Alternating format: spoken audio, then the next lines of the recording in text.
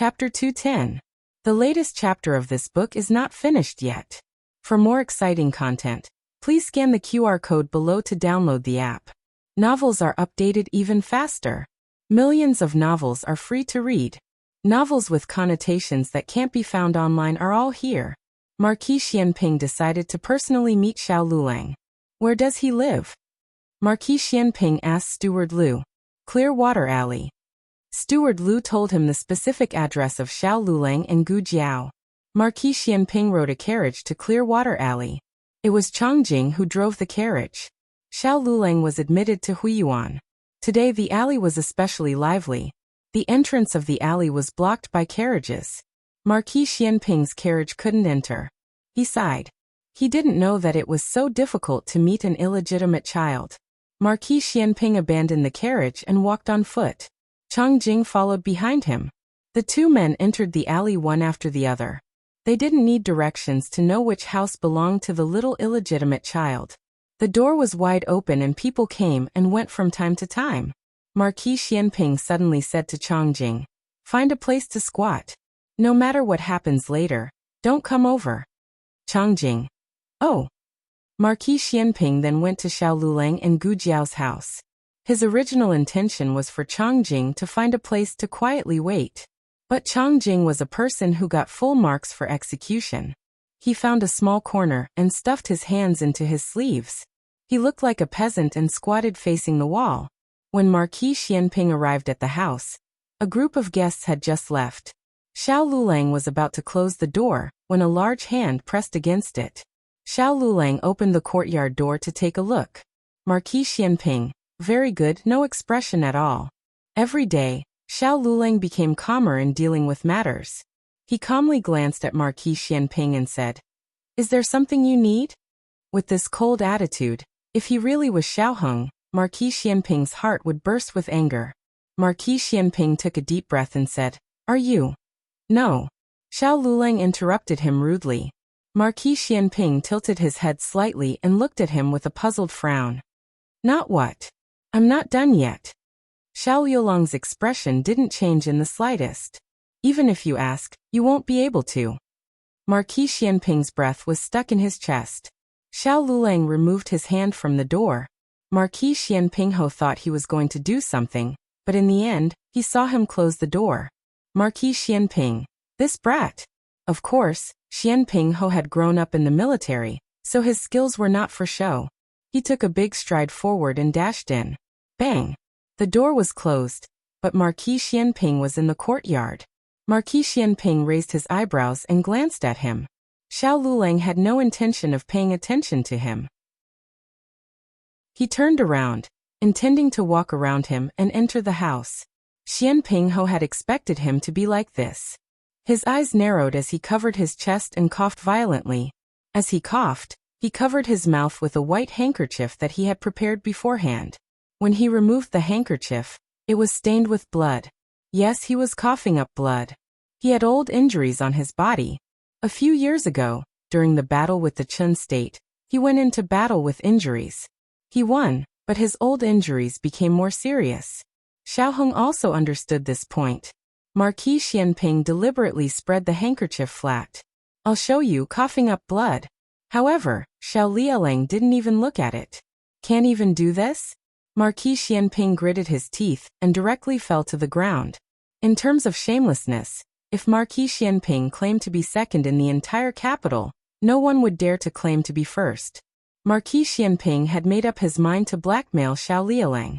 He stood in front of Xiao Lialang and blocked the way. However, he didn't expect this little heartless guy to raise his leg and step over him without saying anything. Marquis Xianping was speechless. This wasn't the scariest thing. As soon as Xiao Lialang left, little Jing Kong ran over. Little Jing Kong looked at Marquis Xianping who had fallen to the ground. "Oh, someone fainted here. Isn't this the handsome uncle I saw at the courier station last time?" Xiao Lialang. "Yes, treat him."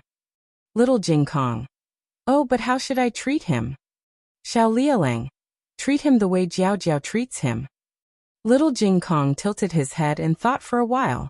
Then he squatted down and used his little hands to press on Marquis Xian's chest. This was how Gu Jiao treated patients. He imitated it very well and his movements were also very standard. The only flaw was that he was too weak and couldn't press for a long time. Therefore he decided to use his feet. He kicked off his shoes and jumped onto Marquis Xianping's body. Marquis Xianping's body tensed up. What the hell? Little Jing Kong stepped on his chest, trembling. Marquis Xianping. Little brat, you're a bit heavy. Xiao Lialang calmly watched Marquis Xianping's scam. Marquis Xianping had to continue with his act. Oh no, it's useless. Little Jing Kong jumped onto the ground. I'm going to perform mouth-to-mouth resuscitation on you. Marquis Xianping. What do you mean? Little Jing Kong opened his mouth, took a deep breath, and pouted. Let go of that, Lord. Let me do it. Auntie Lu, who lived next door, ran over while holding her dress. Marquis Xianping trembled all over. He opened his eyes and sat up. I'm done. Auntie Lu's face darkened. Marquis Xianping failed and left gloomily. However, he was lucky enough to meet the old chancellor the moment he walked out of the alley. The old chancellor had just come out of Master Zhao's house. He didn't expect Marquis Xianping to appear here. He saw a tall figure from the corner of his eye and didn't take it seriously. Until Marquis Xianping called, Chancellor Hua? The familiar voice and address made the old chancellor's eyebrows twitch. He stopped and looked at him in astonishment. Marquis Xiao? Although the old chancellor's official rank was not as high as Marquis Xianping's, he was older than Marquis Xianping. Besides, he was Xiao Heng's teacher. Therefore, he was closer to Marquis Xianping than other people, but not too close. He didn't belong to Marquis Xianping's camp. To be exact, he didn't join any camp. The differences between him and Empress Dowager Zhuang were old grudges, and had nothing to do with Marquis Xianping and the emperor. Therefore, he didn't call him Marquis Xianping like Grand Tutor Zhuang, nor did he call him Marquis like a trusted aide. Marquis Xianping asked suspiciously, Why are you here, old chancellor? The old chancellor was about to say that he was passing by when old Madame Zhao's voice came from Master Zhao's house. Hurry up. It's only a few steps. Why are you so slow when you're going home to get something? The old chancellor's heart skipped a beat. Empress Dowager Zhuang was not a good person, and neither was Marquis Xianping. Marquis Xianping had always wanted to get rid of Empress Dowager Zhuang. Of course, the two families were at odds with each other, but there was another very important reason. Empress Dowager Zhuang had once poisoned Xiao Heng. When Xiao Heng was only 5 years old, he entered the palace to pay respects to the emperor and empress. As a result, he was poisoned by Empress Dowager Zhuang and almost died on the spot. Whether or not there was a misunderstanding, it was unknown. Either way, ever since then, Marquis Xianping and Empress Dowager Zhuang's grudge was formed. If he found out that Empress Dowager Zhuang was here, perhaps she would immediately lose her life. Empress Dowager Zhuang definitely put on airs in the imperial palace. She always had a reserved, noble, elegant, cold and domineering tone. It definitely wasn't this sloppy tone. Marquis Xianping actually didn't hear it. But the content was thought-provoking. Marquis Xianping squinted his eyes. Chancellor Hua actually lives here? Living next door to Aheng's house? The old chancellor's heart skipped a beat, but his expression didn't change. I'm no longer the imperial chancellor. Marquis Xianping sneered. Old slippery fellow, don't change the topic. Do you live next door to Aheng? The old chancellor sternly said. Marquis Xiao, how come I don't understand what you're saying? Marquis Xianping did not continue speaking. He patted the old chancellor's shoulder with a look that said this, then turned and left. But before he took a few steps, he suddenly stopped. Slightly tilting his head, he quietly laughed. I just mentioned Aheng, but you weren't sad in the slightest. The old chancellor inhaled sharply. Who said that Marquis Xianping only knew how to fight and had no brains? This guy was really crafty when he wanted to. It was all because he distracted that demon empress. If he wasn't thinking about how to prevent Marquis Xianping from discovering him, how could he have made such an oversight? Marquis isn't me. How do you know I won't be sad? He felt that he could still make up for it. Is that so? Marquis Xianping laughed ambiguously. This time he really didn't continue speaking. Chongjing, let's go. Oh. After squatting for half an hour, his legs were numb from squatting. With his legs crossed, he limped out. Marquis Xianping looked at him with disdain. What's wrong with you? You took too big a step and pulled your balls? Chongjing. Only Xiao Lulang and the old chancellor understood Marquis Xianping's little episode. The others just thought that he was a guest who came to visit. When Gu Jiao came back from buying groceries, little Jing Kong told her that he saved someone. Gu Jiao thought that he was a guest and joked with him. Little Jing Kong put his hands behind his back and looked at Gu Jiao with a mischievous look. Quickly praise me, praise me, praise me. Jing Kong is really great. Gu Jiao praised him. Little Jing Kong tilted his head and said cutely, Is it just a verbal reward, Jiao Jiao? Gu Jiao gave him a small kiss. Little Jing Kong was so happy that he jumped and shook his head. He was so cute. Gu Jiao's heart almost melted. With a smile on her lips, she went into the kitchen to prepare dinner. Some guests saw that little Jing Kong was so cute and hurriedly waved at him, wanting to tease this little Jing Kong. Unexpectedly, little Jing Kong ended the business in a second. He put away the cute expression on his face and put on a serious and old-fashioned expression. He put his little hands behind his back and walked back to his small west room like Uncle Zhao. Everyone. The latest chapter of this book is not finished yet. For more exciting content, please scan the QR code below to download the app. Novels are updated at a faster rate. Millions of novels are free to read. Novels with content that can't be found on the internet are all available here. https://www.zhbqg.com/89642_896422826/113585052. HTML Genius remembered the website address in a second. www.zhbqg.com Biku Pavilion mobile reading website. Chapter 211. The latest chapter of this book is not finished yet. For more exciting content, please scan the QR code below to download the app. Novels are updated faster. Millions of novels are free to read. Novels with content that can't be found online are all available here. The whole family was happy that Xiao Lulang was admitted to Huiyuan. The old chancellor didn't say anything, but the smile in his eyes couldn't be hidden. Even though he thought that with his disciple's ability, there was no doubt that he would be admitted to Huiyuan, it didn't stop him from being happy. He cooked a few more dishes for dinner, and the whole family had a hearty meal. The old lady gave Xiao Lulang a big red envelope. She also gave Gu Jiao the money she won from playing cards with Yizi today. Her grandnephew had a hard time taking the exam, and Jiao Jiao had a harder time taking care of this brat. Xiao Lulang accepted the red envelope and turned to give it to Gu Jiao. Cough, household expenses. He said seriously. Oh. Gu Jiao accepted it. The money earned by Qing Fenggang wasn't as good as the money given by her husband. Are there any more exams? Gu Jiao asked. There are. Xiao Lulang said, there will be a second exam at the end of March, and the court exam in April. The so-called second exam was actually more like a roll call exam. It didn't have much meaning, and it didn't count towards the results. It was said that it was to compare handwriting and prevent people from cheating in the spring examination. The court exam was the next highlight. The court exam was personally presided over by the emperor, and the 9 ministers were invigilators. All the examinees sat under their eyes and answered the questions. One could imagine the pressure. In the previous dynasty, the court exam only lasted for 1 day.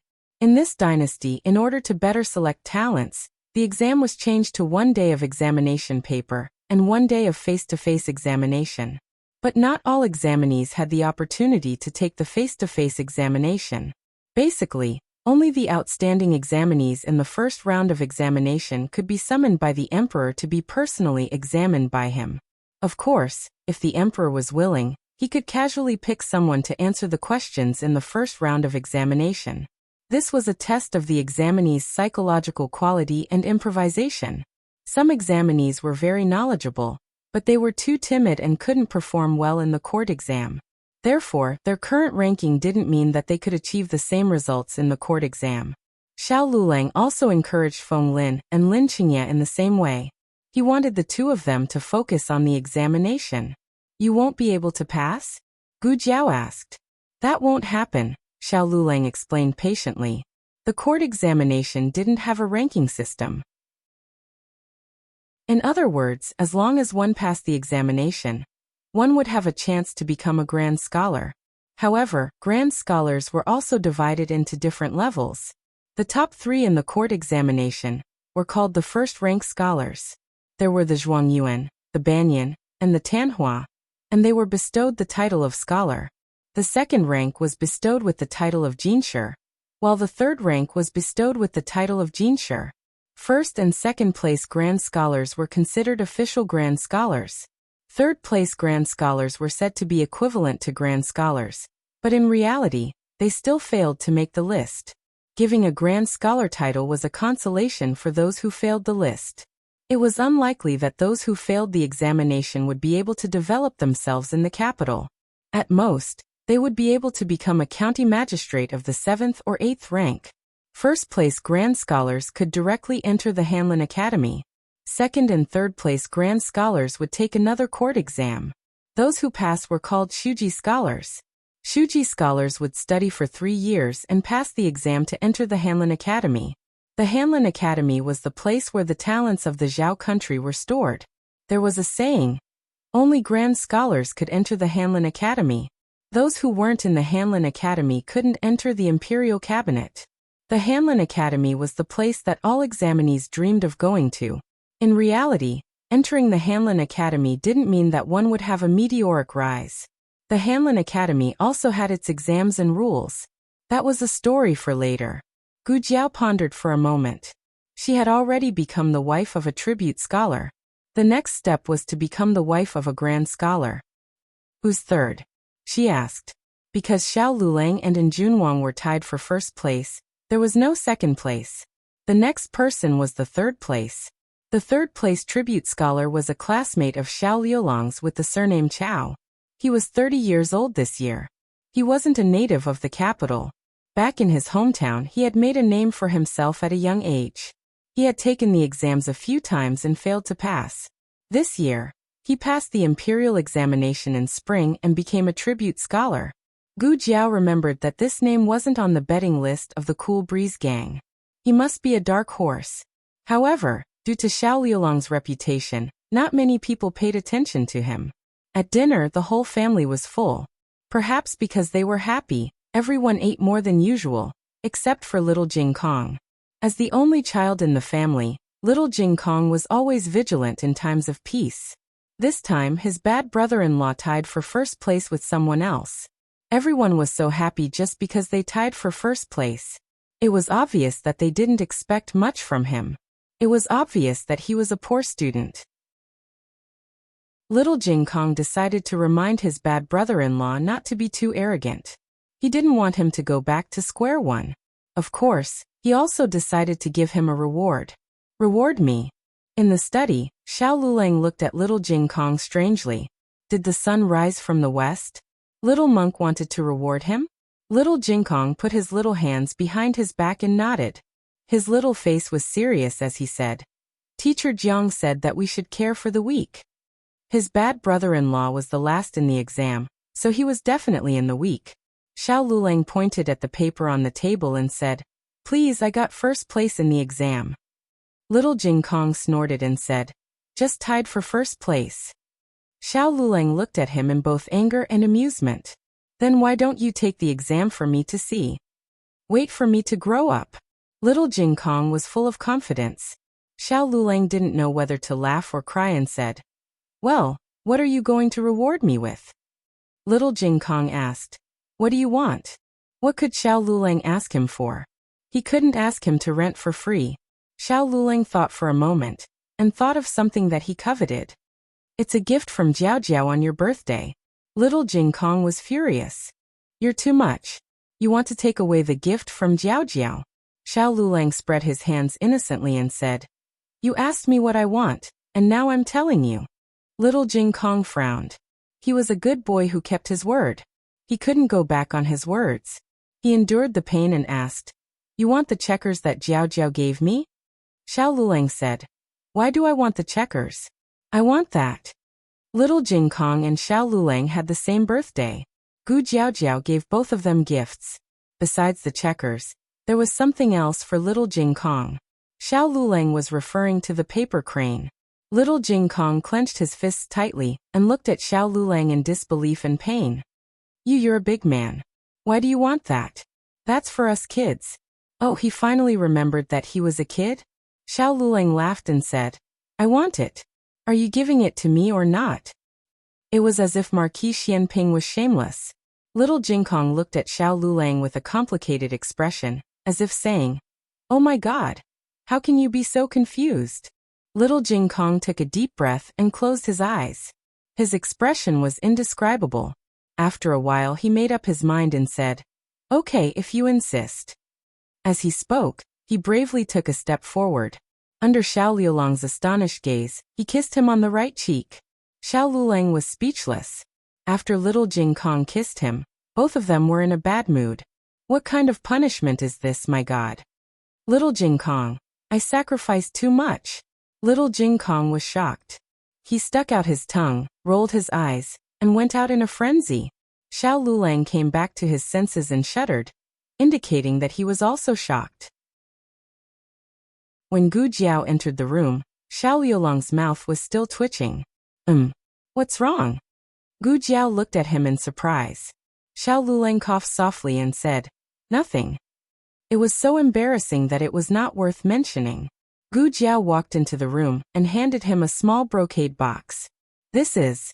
Xiao Lulang took the box and opened it. There was a red satin hairband inside. He was not yet a crown, so he could not wear one. He was also not used to using a hairpin. The original hairband was old. This was the color that Gu Jiao personally dyed. It complemented him perfectly. He was as cold as jade, yet as beautiful as peaches and plums. Is this a gift from Hu Yuan? Xiao Lulang asked. Gu Jiao was stunned. Clearly not. Xiao Lulang lowered his eyes. He didn't say anything, but his appearance inexplicably revealed a trace of grievance. Gu Jiao suddenly felt that she had wronged her little husband. Xiao Lulang sighed and said, Jing Kong just gave me a gift. What happened to not mentioning it? Even Jing Kong gave him a gift. Wouldn't it be unreasonable if she did not give him a gift? Gu Jiao quickly asked. What gift do you want? Actually, it doesn't have to be too troublesome. Something simple will do. Xiao Lulang straightened his expression and said seriously, It's something that little Jing Kong has on my birthday, but I don't. The last time Xiao Lulang said this, he received a small kiss from Gu Jiao. Oh. Gu Jiao understood instantly. She turned around and left. When she entered the room again, she had a paper crane in her hand. Here. In Gu Jiao's opinion, little Jing Kong had on his birthday, but Xiao Lulang did not have a kiss and a paper crane. Since he had already given her a kiss, then the paper crane was the only thing left. Xiao Lulang, who did not want this paper crane at all, was speechless. The latest chapter of this book is not finished yet. For more exciting content, please scan the QR code below to download the app. Novels are updated at a faster rate. Millions of novels are free to read.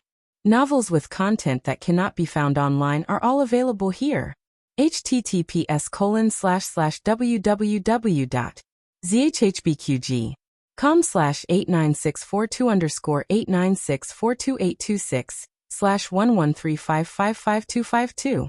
HTML Genius memorized this website's address in 1 second. www.zhbqg.com Bikugo mobile reading website. Chapter 212. The latest chapter of this book is not finished yet. For more exciting content, please scan the QR code below to download the app. Novels are updated even faster. Millions of novels are free to read. Novels that can't be found online are all available here. Zhuang Manor. A copy of the Apricot Roll ranking was sent to Grand Tutor Zhuang and Royal Prince and Grand Tutor. Zhuang already knew the results of the top 2. Other than Royal Prince, there weren't any outstanding candidates in the Zhuang family. Therefore, Grand Tutor Zhuang put the Apricot Roll aside when it was sent over. Royal Prince didn't look at it either. He had absolute confidence that he would get first place. He only asked, Is there someone called Xiao Lulang on the roll? Wu Yang replied, Yes, he's tied for first place with the royal prince. Oh. Royal Prince glanced sideways. Wu Yang handed the roll over again. Royal Prince N's gaze fell on Xiao Liulang's name. He raised his eyebrows slightly. This Xiao Lulang is a bit out of my expectations. Wu Yang was about to speak when the servant girl outside said, Master, you're here? Wu Yang quickly retreated to the side and bowed to Grand Tutor Zhuang, who was walking in. Grand Tutor Zhuang waved his hand, and Wu Yang respectfully retreated.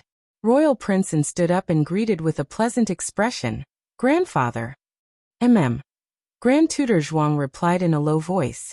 Royal Prince N walked around the desk and waited for Grand Tutor Zhuang to sit down on the chair with the official's hat before sitting down on another chair.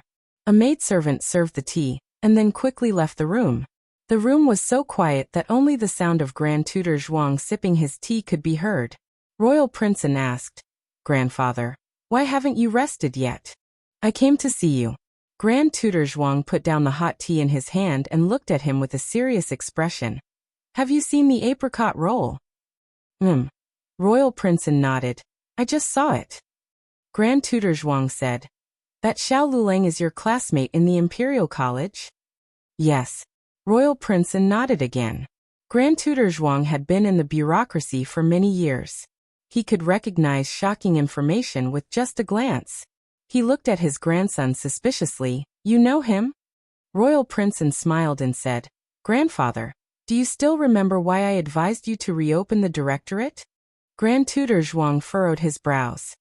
You said that the Empress Dowager lives in the home of an examinee. As long as that examinee enters the Imperial College, the Empress Dowager will also be brought to the capital. Could it be this person? Royal Prince N said, That's right, it's him. Grand Tutor Zhuang's eyes turned cold. Royal Prince N said, Grandfather, don't get angry. He doesn't know Grandaunt's identity. I speculated that my grandaunt had accidentally fainted in front of his house when she was stranded in that village. Someone in his family who knew medicine recognized my grandaunt's leprosy. They were afraid that they would be sent to Leprosy Mountain, so they hid my grandaunt and even treated her. It can cure leprosy. Grand Tutor Zhuang expressed his doubts. Royal Prince N said, I've seen Grandaunt. Her leprosy has indeed been cured. Grand Tutor Zhuang didn't believe that there was anyone in the world who could cure leprosy. Compared to this, he was more willing to believe that there was a mistake in the information from the beginning. Perhaps the Empress Dowager didn't have leprosy at all. It just looked like it. Royal Prince N didn't refute Grand Tutor Zhuang's guess. This wasn't important. The Empress Dowager had been cured. They only had to wait for them to deploy the situation in the capital, and for the Empress Dowager to regain her memory. Then their Zhuang family would be able to rise again. Grand Tutor Zhuang said in deep thought, This examinee isn't simple. Royal Prince N didn't care and said, It's just a huiyuan. Grandfather, you don't have to take it to heart. I didn't put much effort into this exam. This was the truth. He really didn't put in all his effort. Xiao Lulang must have put in all his effort. Even so, to be able to tie with him for first place was still Xiao Liulang's ability. Royal Prince N had never met anyone who could compete with him since he was young. Although the young Marquis of Zhaodu was famous, in his opinion, it was only because he didn't meet him. If he didn't go to Qin country to be a hostage for almost 10 years, who knows who would be the #1 genius in Zhaodu? Royal Prince N continued, I plan to take this person for my own use. Grandfather, please don't touch him. It would be best if he could take him for his own use. After all, he knew too much. If he joined another camp, it would be disadvantageous for the entire Zhuang family. Grand Tutor Zhuang made a sound of agreement and said, If you say so, then I won't touch him for now. However, you have to understand that you can't lose to him again in the court exam. The Zhuang family didn't want a random Jinshi. They wanted the #1 Jinshi. I understand. Royal Prince N was confident of victory. He smiled faintly and said, I will do my best in the court exam. Grand Tutor Zhuang had said everything that needed to be said. This grandson of his always made him worry less. He didn't say anything else and got up to leave. He suddenly thought of something and turned around. In the darkness, his seemingly turbid eyes revealed a shrewdness and sharpness that even young people couldn't compare to. Do you have a sweetheart? Royal Princeton was startled. Grandfather, why do you say this? Grand Tutor Zhuang said. You aren't young anymore. Your aunt said that it's time to choose a marriage for you. Royal Prince An's eyes trembled slightly. I haven't turned 20 yet. What's the rush? In the country of Zhao, when a man turned 20, he would be considered an adult. Large families usually married after 20. Grand Tutor Zhuang said. I'm not telling you to get married now. First, I wanted to ask for a marriage with Imperial daughter Hui for you, but something happened to her. Your aunt has given up on this idea. If you have a girl that you like who is of equal status and has good looks, then tell your aunt. An image of a small figure wearing blue clothes carrying a basket flashed through Royal Prince An's mind. His expression did not change as he said, No. Grand Tutor Zhuang turned and left the room. Royal Prince An gave a small sigh. Of equal status? Marquis Ding and Fu seemed neutral, but the old Marquis and Marquis Xianping were the emperor's left and right arms. She and he would never be of equal status. As for her looks, he did not care about her looks, but his aunt would not allow him to marry a girl with a disfigured face who had been married before. Ha! Royal Prince An laughed at himself. What's the point of asking me? While the entire capital was immersed in the shock brought about by the apricot roll, Gu Jinyu in the Ministry of Justice did not receive any news from the outside world. She was trapped in the interrogation room, and could not eat or sleep well. His Majesty seemed to have made up his mind to deliberately break her will. He would not allow anyone to force a confession out of her, but he would also ignore her. She was alone and could not hold on any longer. She had not bathed for many days. She was not like Gu Jiao who had grown up in the countryside. It was fine if she did not bathe for 10 days to half a month. She loved cleanliness. Fortunately, Imperial concubine Shu's personal servant, Chi Mama, had come. The moment she saw Chi Mama, Gu Jinyu began to cry in grievance. All right. Imperial daughter, don't cry. If Imperial concubine knew, her heart would ache. Chi Mama wanted to hug her and comfort her, but she could not stand the smell on Gu Jinyu's body. Chi Mama cleared her throat. In the end, she stood beside Gu Jinyu and handed her a clean handkerchief. Gu Jinyu took the handkerchief and choked. Thank you for coming to see me, Mama. Chi Mama said. Imperial concubine wanted me to ask you. What happened to you? Did you really break the Imperial Jade Seal, or did you do something else to anger His Majesty? Gu Jinyu's eyes flashed when she heard this. Imperial concubine, did you hear some rumors? Chi Mama had come to clarify the matter, so she spoke frankly. Someone in the palace is saying that you did not invent the bellows. It was someone else. Someone else, who is it? Gu Jinyu asked carefully. Chi Mama pondered. I don't know. The rumor did not say who it was. Gu Jinyu lowered her head guiltily. Who had spread the rumor? His Majesty or the old blacksmith and carpenter? Didn't the three of them know about that girl? Gu Jinyu did not understand what was going on. She composed herself and asked, Then does Imperial concubine believe it? Chi Mama said. Can Imperial concubine believe it? Gu Jinyu secretly heaved a sigh of relief. Fortunately, her efforts over the years had not been in vain. Chi Mama sighed. But these rumors are strange. Think carefully. Did anyone touch your blueprints, or did you mention the bellows to anyone? It seemed that her father had not told Consort Shu that she and Gu Jiao had invented the bellows. He had not said anything for so long, so he probably would not say anything. Gu Jinyu hesitated whether to tell her about Gu Jiao. Consort Shu did not have a good impression of Gu Jiao. Firstly, Consort Shu did not like Consort Yao and did not like her children. Gu Jinyu was respected in front of her mainly because she was talented and had helped the fifth prince so much. Secondly, Gu Jiao did not return to the Marquis's residence and disrespected old Madame Gu and her aunt, Consort Shu. Logically speaking, when she returned to the capital, she should have asked to see Consort Shu, but that girl did not. Gu Jinyu did not dare to bet that Consort Shu would trust her like her father did. What if Consort Shu wanted to seek confirmation from Gu Jiao? Or what if Consort Shu knew that His Majesty was actually biased towards Gu Jiao? Would Consort Shu still stand up for her? After weighing the pros and cons, Gu Jinyu finally gave up on the idea that Gu Jiao had stolen her inspiration. She shook her head. I don't know. I've never mentioned it to anyone. Chi Mama looked at Gu Jinyu without blinking. Then tell me, did you really invent the bellows? So Aunt still did not believe her? After she had helped the fifth prince with his homework, and acted as his substitute examiner for so many times? Gu Jinyu laughed at herself in her heart, but on the surface, she said aggrievedly, Mama, is it you who don't believe me, or Aunt who doesn't believe me? I swear to God that I invented the bellows. If I'm lying, I'll be struck by lightning. Chi Mama hurriedly covered her mouth with a handkerchief and said angrily, You can't speak carelessly. Her Majesty believes you. I asked too much. You don't have to take it to heart. Gu Jinyu said gently, Mama, you're doing this for Aunt's sake. I understand. Chi Mama sighed again. Her Majesty has already checked. The Imperial Jade Seal was broken long ago. And it was His Highness the Seventh Prince who broke it. His Majesty took his anger out on you, because he believed those rumors and thought that someone else invented the bellows. The most important thing now is to prove that you're the true owner. Unfortunately, Her Majesty has no other way.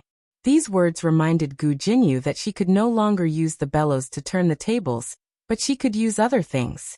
She thought of what she saw in Jade Water Alley that day. Gu Jinyu narrowed her eyes. Mama, it's been too long since the bellows incident. I didn't keep an eye on it back then, and left behind a more conclusive blueprint. I probably can't explain it clearly, but that's not all I have. Chi Mama was shocked. You have other things? Then why didn't you take them out earlier? Gu Jinyu smiled. I only thought of it these few days. I didn't give up on myself after being locked up here. Instead, I calmed myself down and asked what else I could do for the court. Then I remembered something I accidentally made in the manor. What is it? Chi Mama asked excitedly. Glutinous rice mortar. Gu Jinyu had actually not witnessed its effects with her own eyes, but she could not care less now. She could only take a gamble. The mortar made with glutinous rice soup is extremely strong, and is the best building material. If Mama doesn't believe me, you can go back to the palace and try. Aunt dotes on me, so I should repay Aunt well. I'm willing to give this credit to His Highness the Fifth Prince. Chi Mama hurried back to the palace and told Consort Shu about the glutinous rice mortar, especially emphasizing that this credit could be given to His Highness the Fifth Prince. However, Consort Shu was very cautious. She was not in a hurry to ask for credit from the emperor. Instead, she first called for the eunuchs to bring over a bucket of ordinary mortar. She also asked the small kitchen to mix a bucket of glutinous rice mortar according to Gu Jinyu's method. After the two types of mortar solidified, Consort Shu asked someone to hit it with a hammer. Ordinary mortar shattered with a single hit, but glutinous rice mortar was as hard as a rock. Consort Shu smiled in surprise. Where's His Highness the Fifth Prince? Quick! Hurry and call him back for this consort. I want to see the emperor. On the other side, little Jing Kong finished his day's homework at the Imperial College and arrived at the agreed location with his friends. Last time, Qin Chiyu promised to bring his two friends to visit the palace. After establishing a relationship with the Crown Princess's sister-in-law, the Crown Princess's sister-in-law finally agreed to let him bring his friends into the palace. If it were an adult, they would be curious about how he could enter the palace, but children would not. Su Kanji informed the servant who came to pick him up. The servant knew of Qin Chiyu's identity, and did not dare to disagree with the prince's invitation. Little Jing Kong went to the medical center and told Gu Jiao that he was going out to play, and would take the Su family's carriage back later. Gu Jiao had no objections. Su Kanji and Qin Chiyu also often came to the medical center to play. The three of them happily got into Qin Chiyu's carriage. Digression: Jiao Jiao's #1 fan Little Jing Kong is here. The latest chapter of this book is not finished yet. For more exciting content, please scan the QR code below to download the app. The novel is more complete and updated faster. Millions of novels are free to read. There are all kinds of novels that can't be found online here. https://www.zhhbqg.com/89642_8964286/113552217. HTML Genius memorized the website address in a second. www.zhhbqg.com Bikuj mobile reading website. Chapter 213. The latest chapter of this book is not finished yet. Please scan the QR code below to download the app. Novels are updated faster and more frequently. Millions of novels are free to read. There are all kinds of novels that you can't find online. Qin Chuyu brought his friends into the palace with the permission of the crown princess sister-in-law.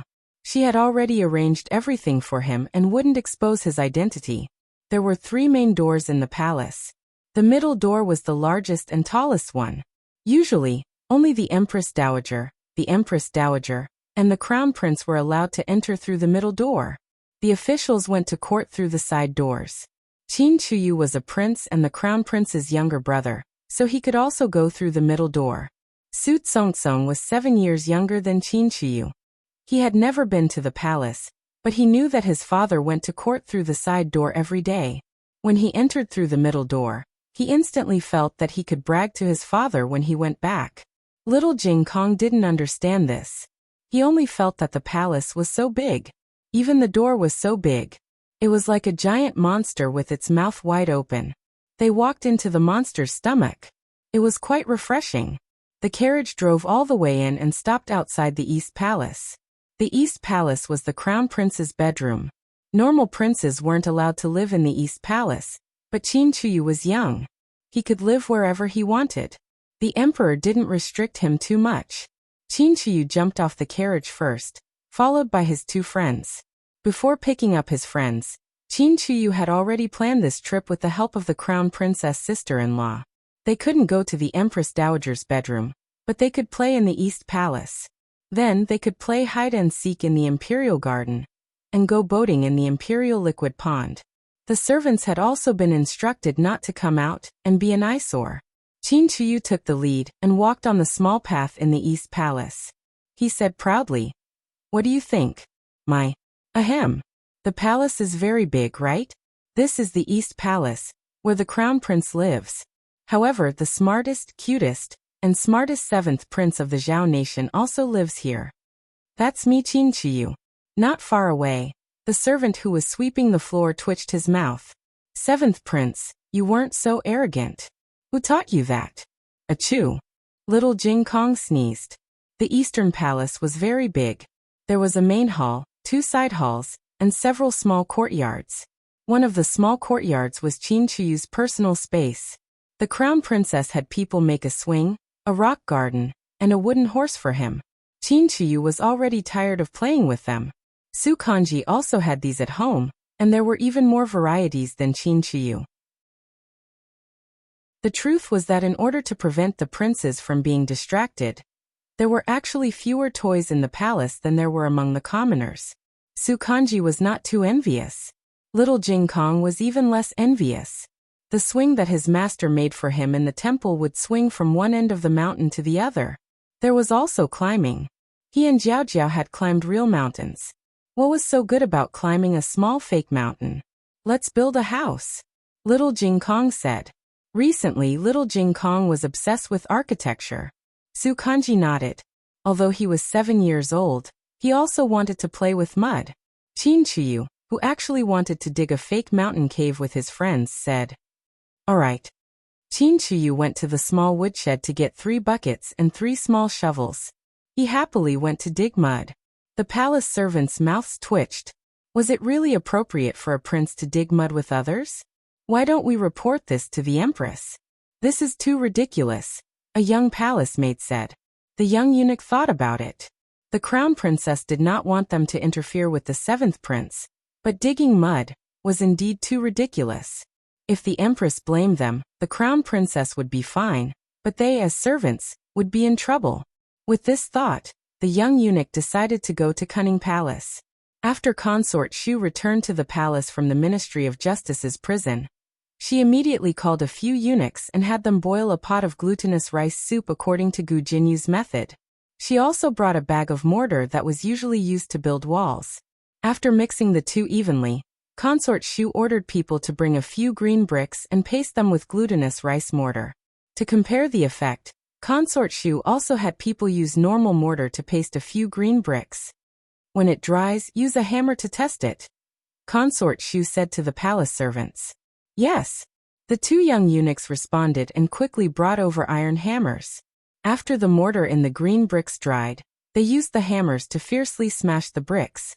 The result was that the glutinous rice mortar was more durable than normal mortar. No one knew if it had more long-term effects, but in terms of toughness, the glutinous rice mortar was far better than normal mortar. Consort Shu was not a lady of the boudoir. She had been in the palace for so many years. How could she not know how much benefit this mortar would bring to the Zhao kingdom?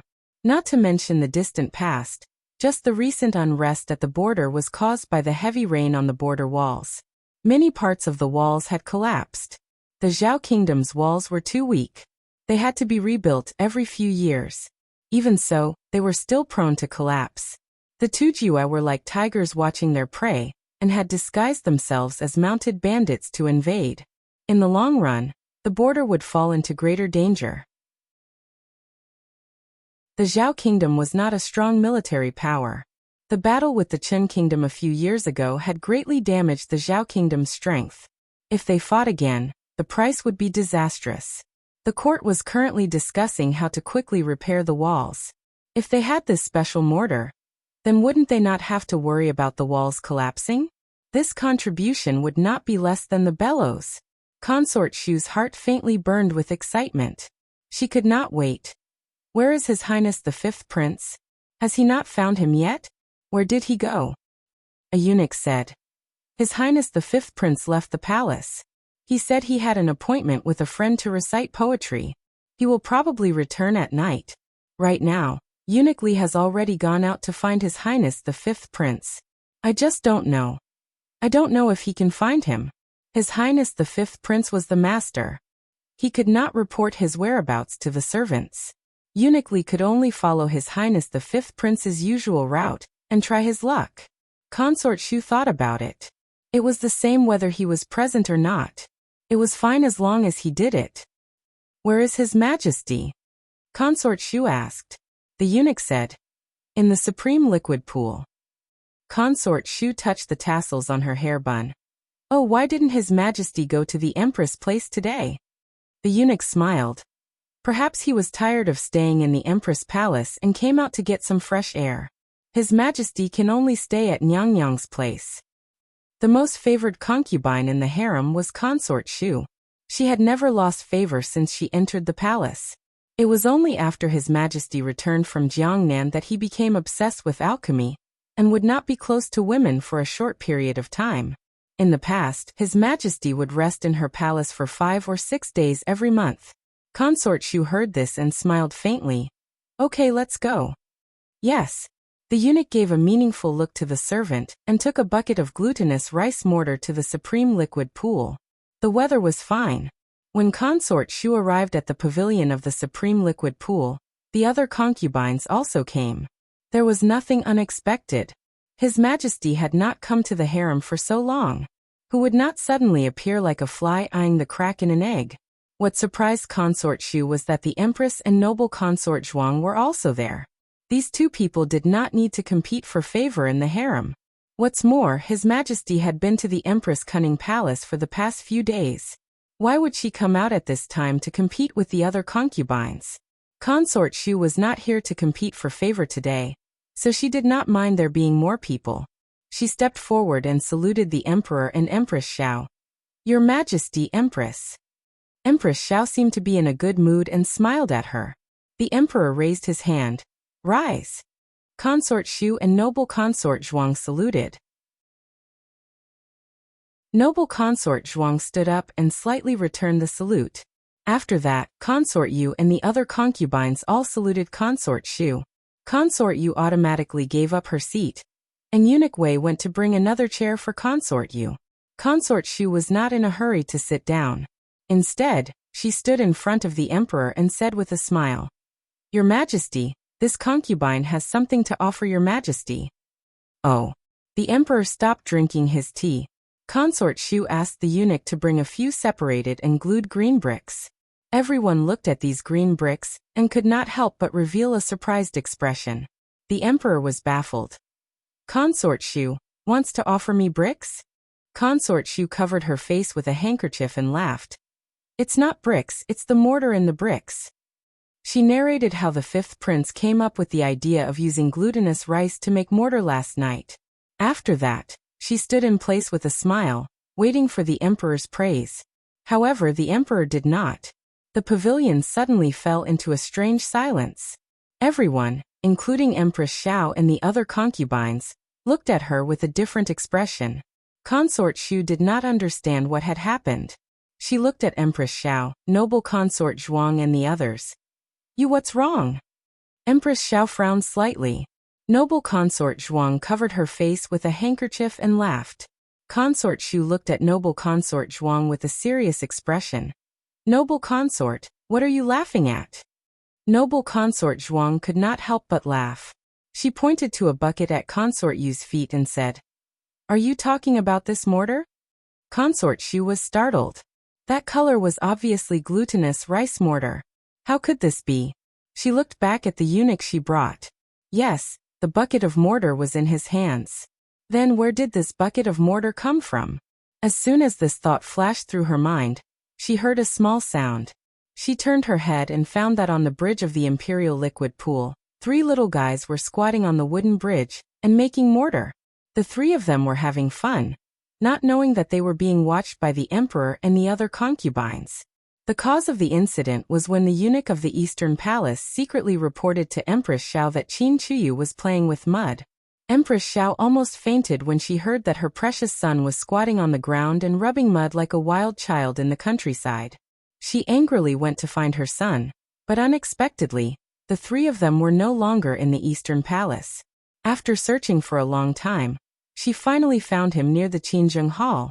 At that time, Qin Chuyu and his friends were carrying small buckets to paste the emperor's wall. Empress Xiao looked at the messy coiling dragon stone wall of the Qinzheng Hall and almost collapsed on the spot. What are you doing? Little Jing Kong was using a small brush to paste the wall. He turned around and said to her, The wall is cracked. Paste it. Gu Jiao always repaired the roofs and walls for the neighbors, so little Jing Kong had long been itching to do it. But there was no wall to paste at home. There were many broken walls here, so he wanted to paste it. Empress Xiao, isn't that cracked? It's a pattern. It's a historical relic. It was passed down by the Emperor Taizu, and it was said that it blocked a landslide for him. So it was also called the Coiling Dragon Stone. What was even more tragic was that they not only pasted the Coiling Dragon Stone wall, but also the Emperor's Wind Lookout wall. Along the way, the 3 of them pasted the walls whenever they saw them. Empress Xiao didn't faint on the spot because of little Jing Kong's good looks. Empress Xiao didn't have time to teach her son and his little playmates a lesson. She hurriedly asked someone to dig out the mortar on the Coiling Dragon Stone. The mortar was actually quite easy to dig out.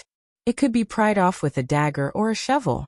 However, for some reason, the mortar this time couldn't be pried off no matter what. Empress Xiao realized that her son had made a big mistake, so she thought about finding someone to take the blame for him later. Unexpectedly, the emperor came. The 3 of them were caught red-handed. Empress Xiao was scared to death. Unexpectedly, the emperor didn't punish the 3 children.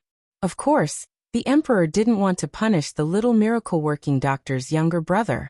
Although he looked at the pasted coiling dragon stone, his dragon balls were also very painful. But soon, he found that there was something wrong with the mortar. Strictly speaking, it wasn't simple. How could there be such a strong mortar? Little Qi didn't have the brain, so the emperor skipped over Qin Chuyu and asked little Jing Kong and Su Yangyang, the youngest son of the Minister of War, Where did you get the mortar? Little Jing Kong tilted his head and said, We made it ourselves. The emperor was quite surprised. You know how to make this? Little Jing Kong said seriously, Jiao Jiao always makes it. I've learned it. The emperor looked at little Jing Kong, and then looked at the pasted coiling dragon stone. Suddenly he laughed like a fool. Empress Xiao seriously suspected that he had gone crazy. After that, it was now. The 3 little kids ran out of mortar, so they came here to make new ones. Qin Chuyu asked the imperial kitchen for the glutinous rice soup. They mixed it into the mortar, which was more or less the same as what concubine Shu said. The latest chapter of this book isn't finished yet. For more exciting content, please scan the QR code below to download the app.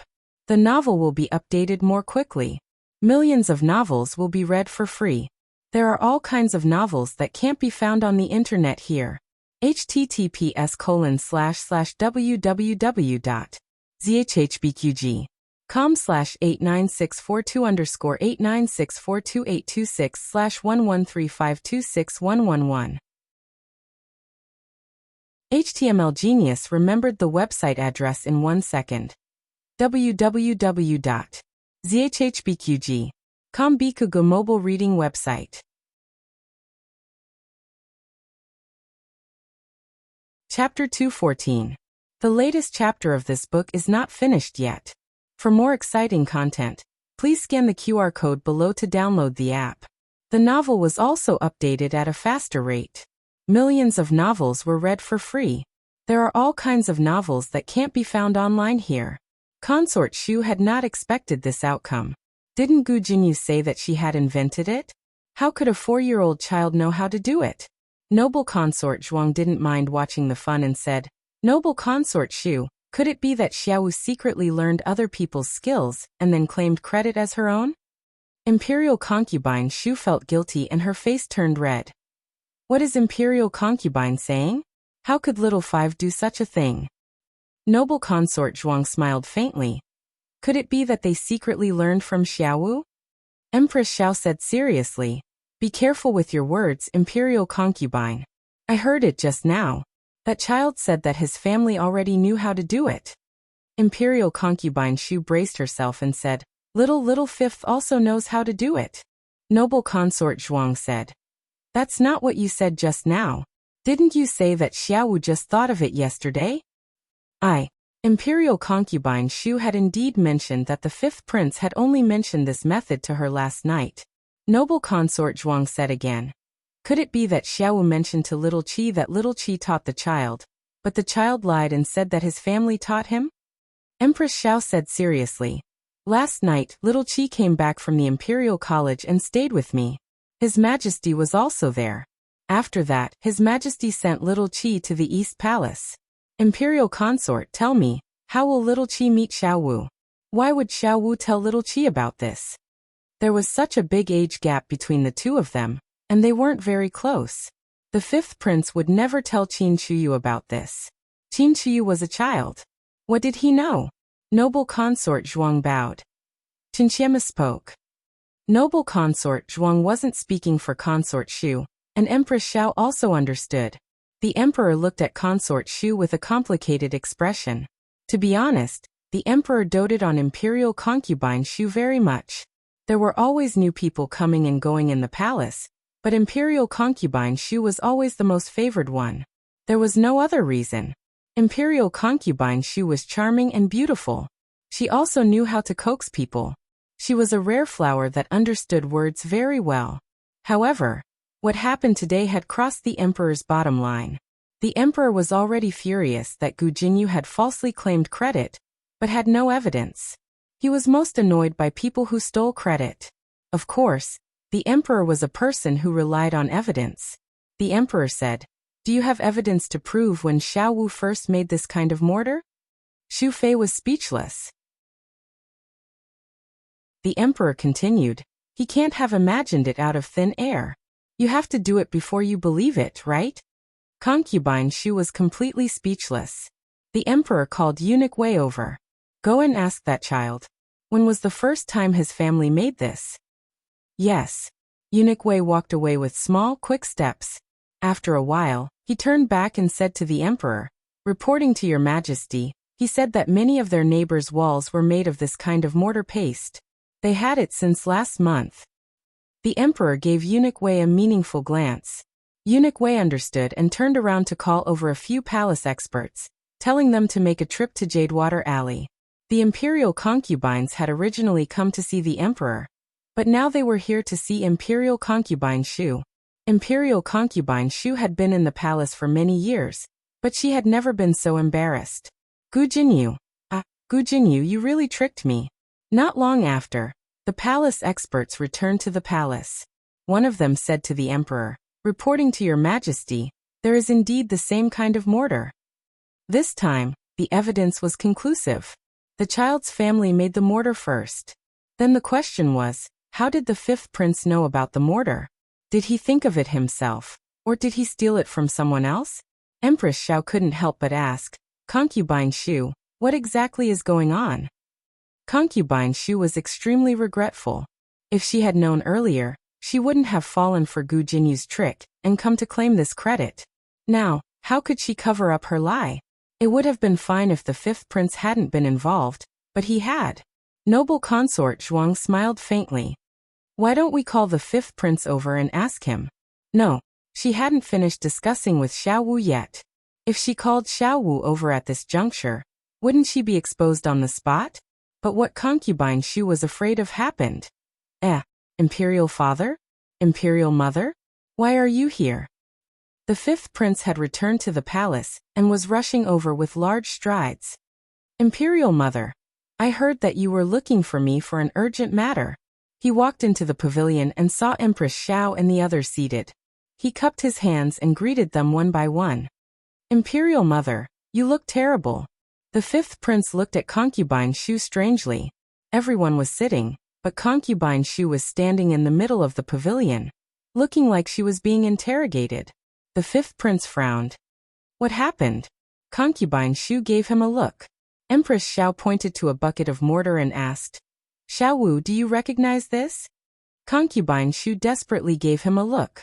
The fifth prince didn't see it. He looked at the mortar and asked with disgust, what is this dirty thing? How could everyone not understand what he meant when he said it was dirty? It turned out that he didn't even recognize mortar. Noble consort Zhuang covered her face and laughed. Xiao Wu, Concubine Shu said that you made this thing? The fifth prince was disgusted. Why would I make such a dirty thing? Noble consort Zhuang burst into laughter. The rest of the concubines also covered their mouths with their handkerchiefs. Empress Xiao put on the airs of the mother of the country and didn't laugh at all. Concubine Shu even wanted to die. What happened to the connection between mother and son? Can't there be a bit of tacit understanding? You can leave first. The emperor said to the fifth prince. This matter had nothing to do with him, so the emperor wouldn't vent his anger on him for the time being. The fifth prince didn't understand, but the emperor had given the order, so he could only leave silently. The emperor's cold gaze fell on Concubine Shu's face. What the hell is going on? Why don't you tell the truth? There were witnesses and material evidence. It was impossible for Concubine Shu to exonerate herself. After entering the palace for so many years, this was the first time she had been slapped in the face in public, and one of them was her son. Concubine Shu felt aggrieved and said with red eyes, Your Majesty, I didn't do it on purpose. I did it for a reason. Concubine Shu told him about her meeting Gu Jinyu in prison. Of course, she didn't say that Gu Jinyu wanted to give her credit. Instead, she said, The princess knew that she had angered Your Majesty and was afraid that Your Majesty wouldn't believe her method. So she made me lie that it was little Five who thought of it. She said that she hoped to serve Your Majesty again. How would I know that she stole someone else's method? Gu Jinyu again. She plagiarized the little miracle doctor's things again. This was great. He was worried that he couldn't find evidence for the bellows, but Mortar delivered the evidence to his door. The emperor looked at Concubine Shu. So Concubine Shu was also deceived. From the beginning to the end, she was the only one who committed the crime of deceiving the emperor? What could Concubine Shu do? Admit that she almost deceived the emperor? In order to protect herself, Concubine Shu had to admit that Gu Jinyu deceived the emperor. Concubine Shu bit her lip and knelt down in front of everyone. She kowtowed and said, Your Majesty, my niece committed a grave mistake. Your Majesty, please punish her. The emperor said, Princess Hui stole someone else's work and falsely claimed credit for it. She deceived the emperor and committed treason. On account of Concubine Shu's pleading for her, I will strip her of her position as princess and revoke her title. Concubine Shu was stunned. This was on account of her? She couldn't even be a princess anymore. The crime of deceiving the emperor was actually very difficult to convict strictly. For example, Qin Chuyi would always lie that he didn't secretly eat candy. The third prince would lie that he had done his homework. These were all deceiving the emperor, but usually, they wouldn't be convicted. They would only be punished if there were serious consequences. The mortar incident clearly didn't cause serious consequences. The emperor had still stripped her of her title and position as princess because he wanted to use this as an excuse to make a fuss. Everyone couldn't help but think of the explosion at the Ministry of Works, and the rumor that the bellows had not been invented by Gu Jinyu. If it was because of the bellows, then it made sense. Concubine Shu, oh concubine Shu, so your niece wasn't as good as you said. She didn't know anything and stole someone else's work. She even modified it on her own, and caused a disaster. If you didn't punish your niece, who would you punish? The concubines all looked at concubine Shu with a different expression. This woman, who was so proud of her success, finally fell. Concubine Shu was fined a year's salary by the emperor and grounded for a month. Concubine Shu's face turned green. What was a slap in the face? This was it. The entire harem saw her as a joke.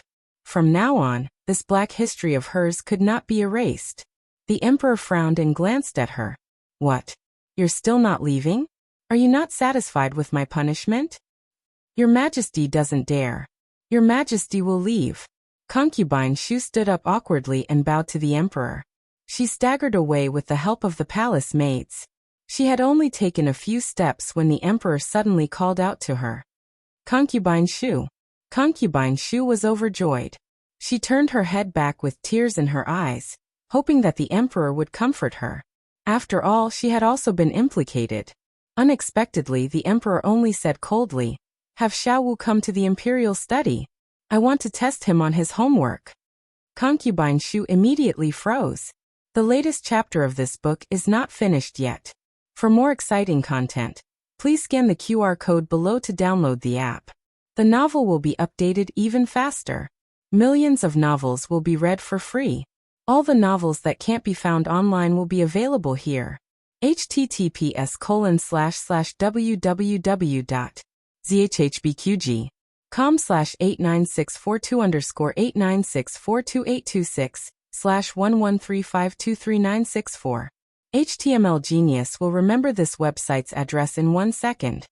www.zhbqg.com Bikuga mobile reading website.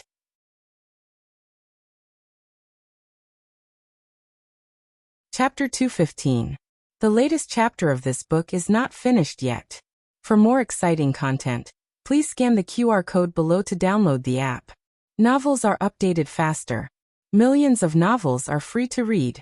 Novels with content that can't be found online are available here. What she feared had come true. It was not enough to describe Consort Shu's current mood. She did not expect the emperor to test the fifth prince's homework at this time. The emperor was very busy every day and did not have much time to test the prince's homework. The eldest prince and the crown prince were the most concerned about it. One was his eldest son, the other was his legitimate son. For someone like the fifth prince, who was not the legitimate heir or not, the emperor would at most check his essays. Every time, with Gu Jinyu's help, the fifth prince's essays would be done very well. The emperor would occasionally call the fifth prince over and ask him questions about his essays.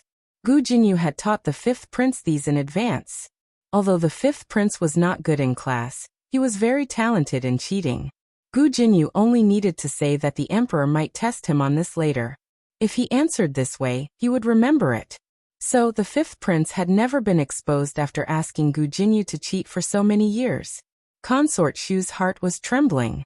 "Your Majesty," she tried to stop all this, but the emperor was determined. On the other side, the three little kids had finished making the mortar, and were carrying the small buckets to paste the wall. The emperor had no more fun watching them. He got up and returned to the imperial study. Empress Xiao, noble consort Zhuang, and the others got up to send him off. The emperor went to the imperial study. The fifth prince was also called over.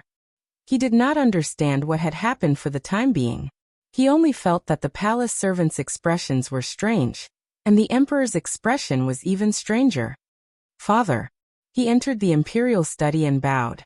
At this time, the three little kids had already carried the small buckets and were huffing and puffing outside the imperial study to paste the wall. Eunuch Wei was really worried that the little kids would paste the emperor into the wall. He hurriedly asked someone to bring the bricks over. Not the wall, but the bricks were not bad. The few of them squatted down and used small brushes to slowly paste the bricks. Little Jing Kong was the most serious, but because he was too young he did not control his strength well enough. So he was the worst at it. The second best was Su Kanji. He was not very good at it. Qin Chuyu was the only one who was truly good at hiding behind walls. At first, Qin Chuyu played along with his two friends, but after a while, he realized that he was the best at pasting and gradually found joy in pasting walls. I can be a painter in the future, Qin Chuyu said proudly. Little Jing Kong agreed wholeheartedly. That's right, you're the best. Su Kanji also nodded in agreement. Eunuch Wei's body trembled, and the horsetail whisk in his hand fell out of fright. Little ancestor, you're a prince. Is your dream to be a painter? Can't you be a little more mature? In the royal study, the fifth prince's shock was no less than Eunuch Wei's. However, his shock did not come from his brother, who was going to be a tile painter, but from the emperor's soul interrogation. The emperor recited a passage from Mencius. It is not that the city walls are not high, the pond is not deep, the military revolution is not firm, the rice grains are not plentiful, the land is not as good as the people. What's behind it? The fifth prince said. It's. Little Jing Kong shook his head and pasted bricks, as the saying goes. The people of the country don't use the boundary of the border. The country doesn't use the dangers of the mountains and rivers. The world doesn't use the advantages of the military revolution. A just cause enjoys much support, while an unjust cause enjoys little support. With little support, one's relatives will support him. With much support, the world will follow. With the world's support, one's relatives will support him. Therefore, if a gentleman does not fight, he will definitely win. The 4-year-old's voice was crisp and a little childish. The entire royal study fell silent. The emperor glared at the fifth prince and said, "It's easy for a man to speak." The fifth prince couldn't answer. Little Jing Kong said, "You can't blame me." The emperor said, "I'm only concerned about the country." Little Jing Kong said, "You can't listen to me wholeheartedly." He wasn't competing with the fifth prince for an answer. He just heard it and said it out loud. Just like when he listened to music, he would hum the next line when he heard the first line. That was all. The emperor was furious. He pointed outside the window and said, "Listen, listen, listen. You're worse than a 4-year-old. Qin Chuyu asked Little Jing Kong strangely, "What were you reciting just now?" Little Jing Kong spread his hands. "I don't know. I heard it from the big brothers in the Imperial College." The 4 books and 5 classics were compulsory for the imperial examinations. Students in the Imperial College often recited them, so Little Jing Kong memorized it after hearing it a lot. Qin Chuyu said, "Why can't I remember it?" The emperor gave the fifth prince a few more arithmetic problems, but the fifth prince didn't know any of them. The emperor was furious. "Aren't these the problems you did before? You just changed the numbers." The fifth prince trembled in fear, and didn't even dare to breathe loudly. It was basically confirmed that the fifth prince had faked his knowledge. If it wasn't for imperial concubine Shu making such a fuss, the emperor would not have suspected the fifth prince. If he dared to take credit for the fifth prince, then was his previous knowledge also adulterated? "Who did your homework in the past?" the emperor asked in a low voice. At first, the fifth prince wanted to clench his teeth, but he couldn't withstand his father's pressure. He stammered, "Cousin." The emperor was furious. It was Gu Jinyu again. The emperor was so angry that he laughed. He had been wondering where Gu Jinyu had learned her ability to claim credit for herself at the drop of a hat. Now, it seemed that she had been influenced by others since she was young. Her talents had been taken away by others, so she had taken other people's things. What was this called? A crooked stick will have a crooked shadow. The emperor suddenly felt terrible about the good things that concubine Shu had. But his son was his biological son, so he couldn't really leave him alone. After the third prince was conferred the title of Rui Wang, the eldest prince was also conferred the title of Prince Ning. The fourth prince and the fifth prince weren't young anymore. There were officials in the court who wrote that it was time for them to be conferred the title of prince. Just this morning he had already drafted the titles for his 2 sons. But now, the emperor felt that it wasn't enough. Actually, the 4th prince's knowledge wasn't fake. The emperor was just hurt by the 5th prince, so he suddenly became suspicious of the 4th prince. Should he test the 4th prince's knowledge? Or even if he passed the test, should he test his character? The emperor thought about it 1,000 times, but in the end, he only said one thing. The matter of conferring the title of prince could be discussed later. Hence, the 4th prince, who didn't do anything, was implicated and had no chance of being conferred the title of prince. The 4th prince was really annoyed. Who did he offend? Where could he go to reason with him? Little Jing Kong spent a beautiful afternoon in the palace. In order not to expose his identity, Qin Shiyu didn't say that he was staying in the palace. He only said that he would go back with his father later. A child wouldn't be so suspicious. Then see you tomorrow. Little Jing Kong said goodbye to Qin Shiyu, got into the Su family's carriage with Su Tangtang, and left the palace. When the Su family's carriage sent little Jing Kong back to the medical center, it was already a little late. There weren't many patients in the medical center today, so Gu Jiao waited for little Jing Kong in the lobby. Little Jing Kong was actually very tired. Su Tangtang had already fallen asleep on the bed. Little Jing Kong's eyelids were fighting, but he forced himself not to fall asleep. The carriage arrived at the medical center. Gu Jiao would take a look at every carriage that stopped in front of the medical center. This time was no exception. She saw that it was the Su family's carriage, so she got up and walked out. Little Jing Kong didn't jump down, so she could guess what was going on. She got into the carriage and held little Jing Kong in her arms. Little Jing Kong was pecking at the rice like a jiao jiao. As he pecked, he felt that his body was light. He looked at Gu Jiao in a daze and called out softly, "Jiao Jiao?" "Yes, it's me." Gu Jiao hugged him with one hand and held the back of his head with the other. Then, she carried him out of the carriage. "Be careful." The coachman brought over a footstool. "Thank you." Gu Jiao thanked him and carried little Jing Kong back to the medical center. Little Jing Kong lay in Gu Jiao's arms. His little head rested on her shoulder, and he fell asleep. Gu Jiao freed one hand to take the small basket. A slender, jade-like hand reached out. "Let me do it." He put Gu Jiao's small medicine box into the basket, then carried the small basket on his back. He reached out to carry little Jing Kong again. Little Jing Kong, however, seemed to have sensed something. He frowned and grabbed Gu Jiao's clothes tightly, refusing to let go. "It's okay.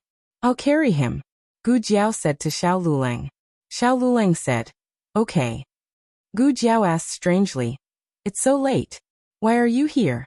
The medical center isn't busy today." "I'm just passing by," Xiao Lulang said seriously. Gu Jiao said, "Oh, is there anything else?" Xiao Lulang asked. "No. Let's go home," Gu Jiao said briskly. "Okay," Xiao Lulang responded, but soon felt that something was wrong. Home? Since when did he recognize that place as his home? Gu Jiao stepped out of the door and found that Xiao Lulang didn't follow her. She looked back at him and asked, "Aren't you going home?" Xiao Lulang opened his mouth and said, "I'm going home." Xiao Lulang walked out with his crutch. Gu Jiao waited for him to come over, then walked side by side with him to Clearwater Alley. The street was noisy, and people were coming and going.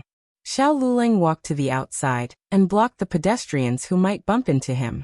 As he walked, he silently looked at her beside him.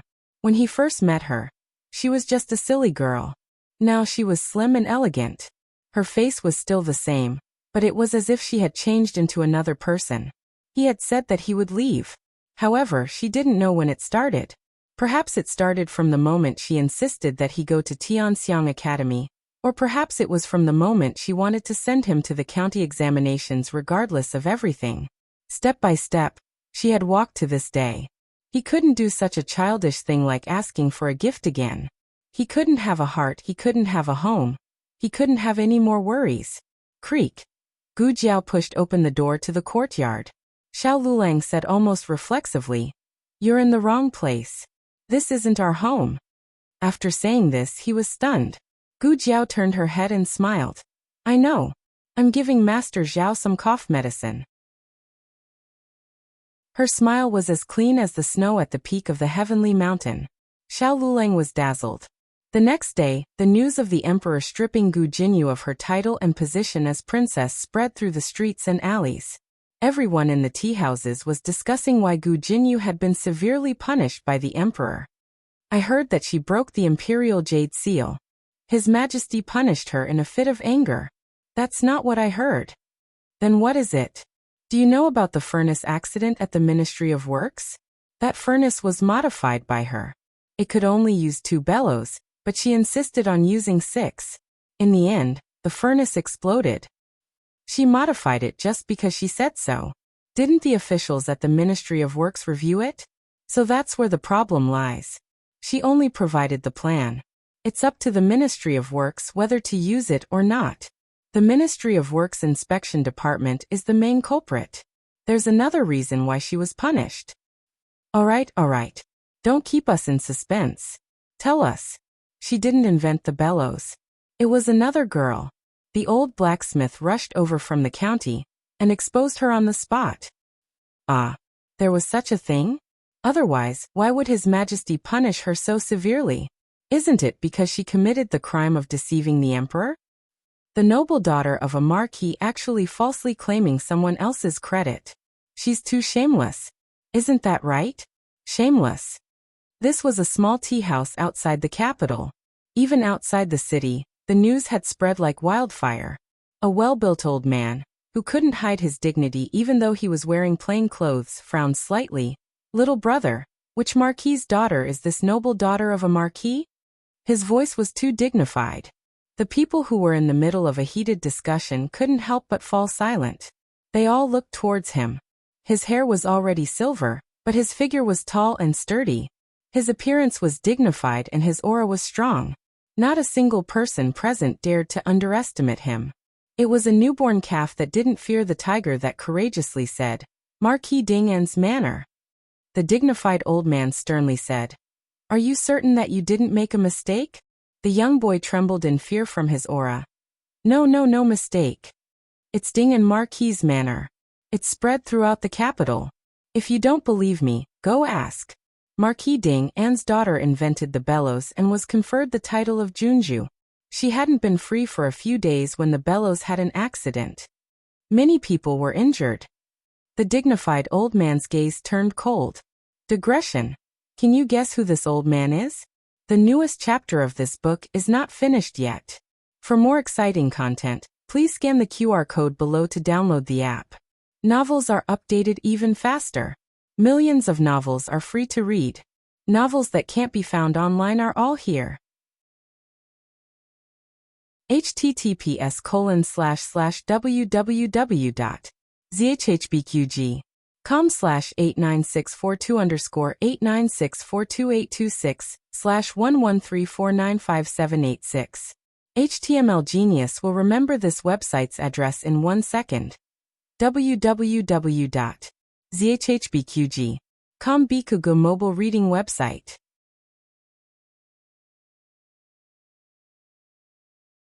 Chapter 216. The latest chapter of this book is not finished yet. For more exciting content, please scan the QR code below to download the app. Novels are updated faster. Millions of novels are free to read. Novels with content that can't be found on the internet are all available here. The business of the medical center was only deserted for a day, but the next day, there were more people. Fortunately, the patients who were treated here earlier were discharged from the hospital one after another. Jiang Shi was still being treated. He was the most serious patient in the accident. Just a few days ago, he successfully passed the critical period. His current condition was good, and new improvements could be seen every day. His voice was also gradually recovering, and he could occasionally speak a few words in a hoarse voice. Gu Jiao already learned that his name was Jiang Shi, from Yuxian County. He was 21 years old this year, and his younger sister, Jiang Li, was 8 years old this year. There was a famine in their village. Their parents and family members starved to death, leaving only him and his sister. The two of them were bought by a merchant and sold many times. In fact, it was better for both of them to be separated, But Jiang sure didn't want to be separated from his sister. It was also a coincidence that the two of them were sold to the capital. He worked as an illegal worker for the Ministry of Works. The salary for working as an illegal worker was not much, but it was barely enough to give his sister a bite to eat. From Jiang Shi's mouth, Gu Jiao also learned that there were many illegal workers like him. It was lucky to be able to work as an illegal worker for the imperial court. Some people were not bought by the corrupt officials of the imperial court, but were sold to some black-hearted small workshops, which was really miserable. This kind of illegal worker didn't have a household registration or travel permit in the capital. Although the imperial court paid for their treatment and gave them a little salary, they all had to leave the capital after they recovered. Gu Jiao gave Jiang Shi today's infusion. Jiang Li was not in the ward, so she went to the lobby to help. The little girl was already familiar with the people in the medical center. She understood that the people here would not hurt her, so she gradually let down her guard. When there were many people, she would help. Today, she was helping to pack the medicine. Her hands and feet were not very nimble, but she did it very carefully. While Gu Jiao was observing little Jiang Li, Dr. Song suddenly came over and said with a smile, "The little girl works very hard. She can recognize a lot of medicinal materials. She is much better than me." While they were talking, a carriage came outside the door. The 4 accompanying bodyguards were all riding tall horses. With one look, one could tell that the identity of the person in the carriage was not ordinary. As expected, the curtain of the carriage was lifted, and a noble and beautiful young madam walked out. Who else could it be but Consort Rui Wang? Ever since Consort Rui Wang met Gu Jiao on the stone arch bridge on the first day of the new year, she never appeared again. She got off the carriage with the help of 2 female officials. She waved her hand impatiently. "All right, don't help me. It's not like I don't have hands and feet." "But you must be careful," said Maid Su. Consort Rui Wang ignored her and walked into the hall. She saw Gu Jiao and smiled happily. "Miss Gu." Gu Jiao nodded slightly. Consort Rui Wang looked around and walked forward to hold Gu Jiao's hand.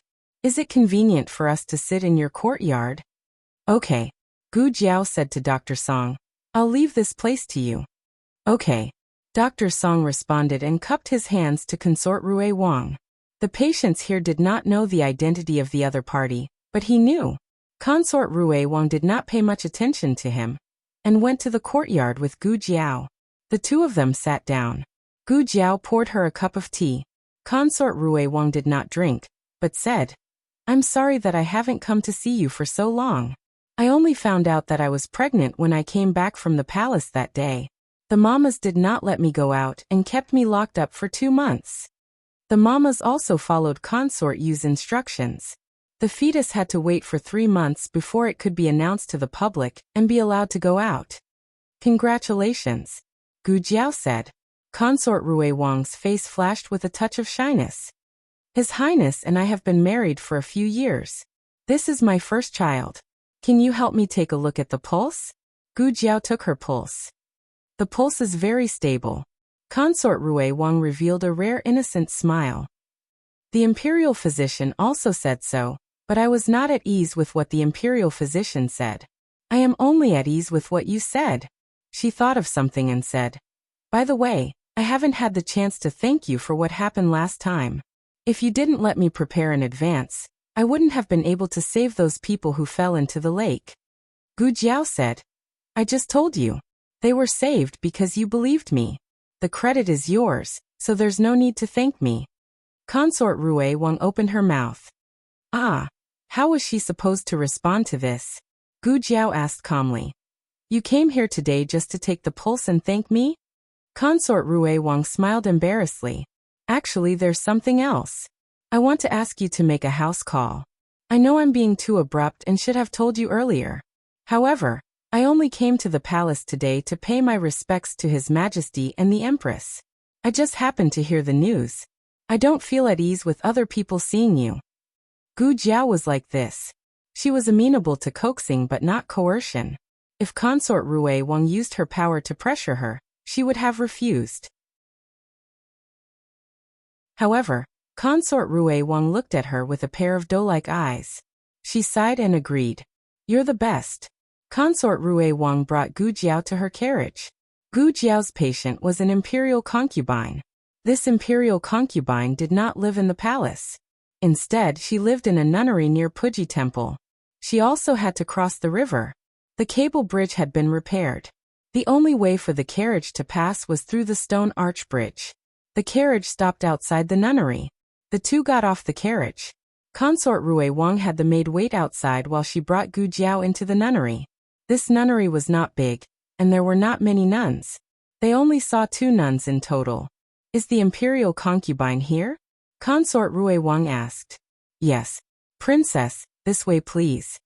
A young nun brought Consort Rui Wang and Gu Jiao to a meditation room in the backyard. There was a suppressed cough coming from the meditation room. Consort Rui Wang's heart tightened. She lifted her skirt and walked over. Imperial concubine, are you all right? In front of the bed, an old mama bowed to Consort Rui Wang. Princess. Consort Rui Wang sat down by the bed and held the coughing person's skinny hand. How did you get so sick? Cough cough. What are you doing here? I'm fine. It's an old illness. Cough cough. She coughed violently. Gu Jiao walked in with a small basket on her back. Her gaze fell on the other party. It was an old woman who was cultivating with hair. She was about the same age as her grandaunt. Her elegant face showed her beauty when she was young. This is... The other party looked at Gu Jiao. Imperial concubine, this is my friend. Her surname is Gu, and she's very skilled in medicine. She's here to treat you. Consort Rui Wang said and looked at Gu Jiao. Miss Gu, this is Consort Jing. Gu Jiao nodded. She did not have the habit of bowing to others. Consort Jing was a nun, so she did not care about this. She covered her face and coughed twice. Then she said to Gu Jiao, since you're Qianqian's friend, you don't have to be so formal. I'm not an imperial concubine anymore. You can just call me Abbess Jing'an. Gu Jiao took the old concubine's pulse and checked her body. Abbess, did you have asthma before? Grand concubine Jing was quite surprised that such a young girl could diagnose her asthma so quickly. But at her age, she wouldn't be surprised by such a thing. She said, I had it before. It's an old illness, and it's the worst in spring. Can it be cured? Consort Rui Wang looked at Gu Jiao. It's hard to cure, but it can be controlled. Gu Jiao opened the medicine box and took out some asthma medicine and spray for the old concubine. She told her how to use them and some taboos in daily life. The old concubine thanked Gu Jiao. Consort Rui Wang and the old concubine talked for a while, and only left reluctantly when the old concubine felt sleepy. After getting into the carriage, Consort Rui Wang sighed. The old concubine is too pitiful. What's more, the old concubine was admired by the emperor. The emperor's birth mother came from a humble background. She was only a palace maid and had no right to raise a prince. The emperor was adopted by the old concubine as soon as he was born. At that time, the old concubine was only concubine Jing. She was promoted to consort Jing after giving birth to a little princess a few years later. Consort Jing was a gentle and magnanimous woman. She never fought for favor in the imperial harem, nor did she stir up trouble. Perhaps it was because of her temperament that Empress Dowager Zhuang liked her. She gave up so many princes and made her adopted son the emperor instead. However, she did make a sacrifice. Since the emperor was adopted by her, he was her son. When the emperor ascended the throne, she should be made Empress Dowager as well. But how could Empress Dowager Zhuang allow a second Empress Dowager to appear in the palace?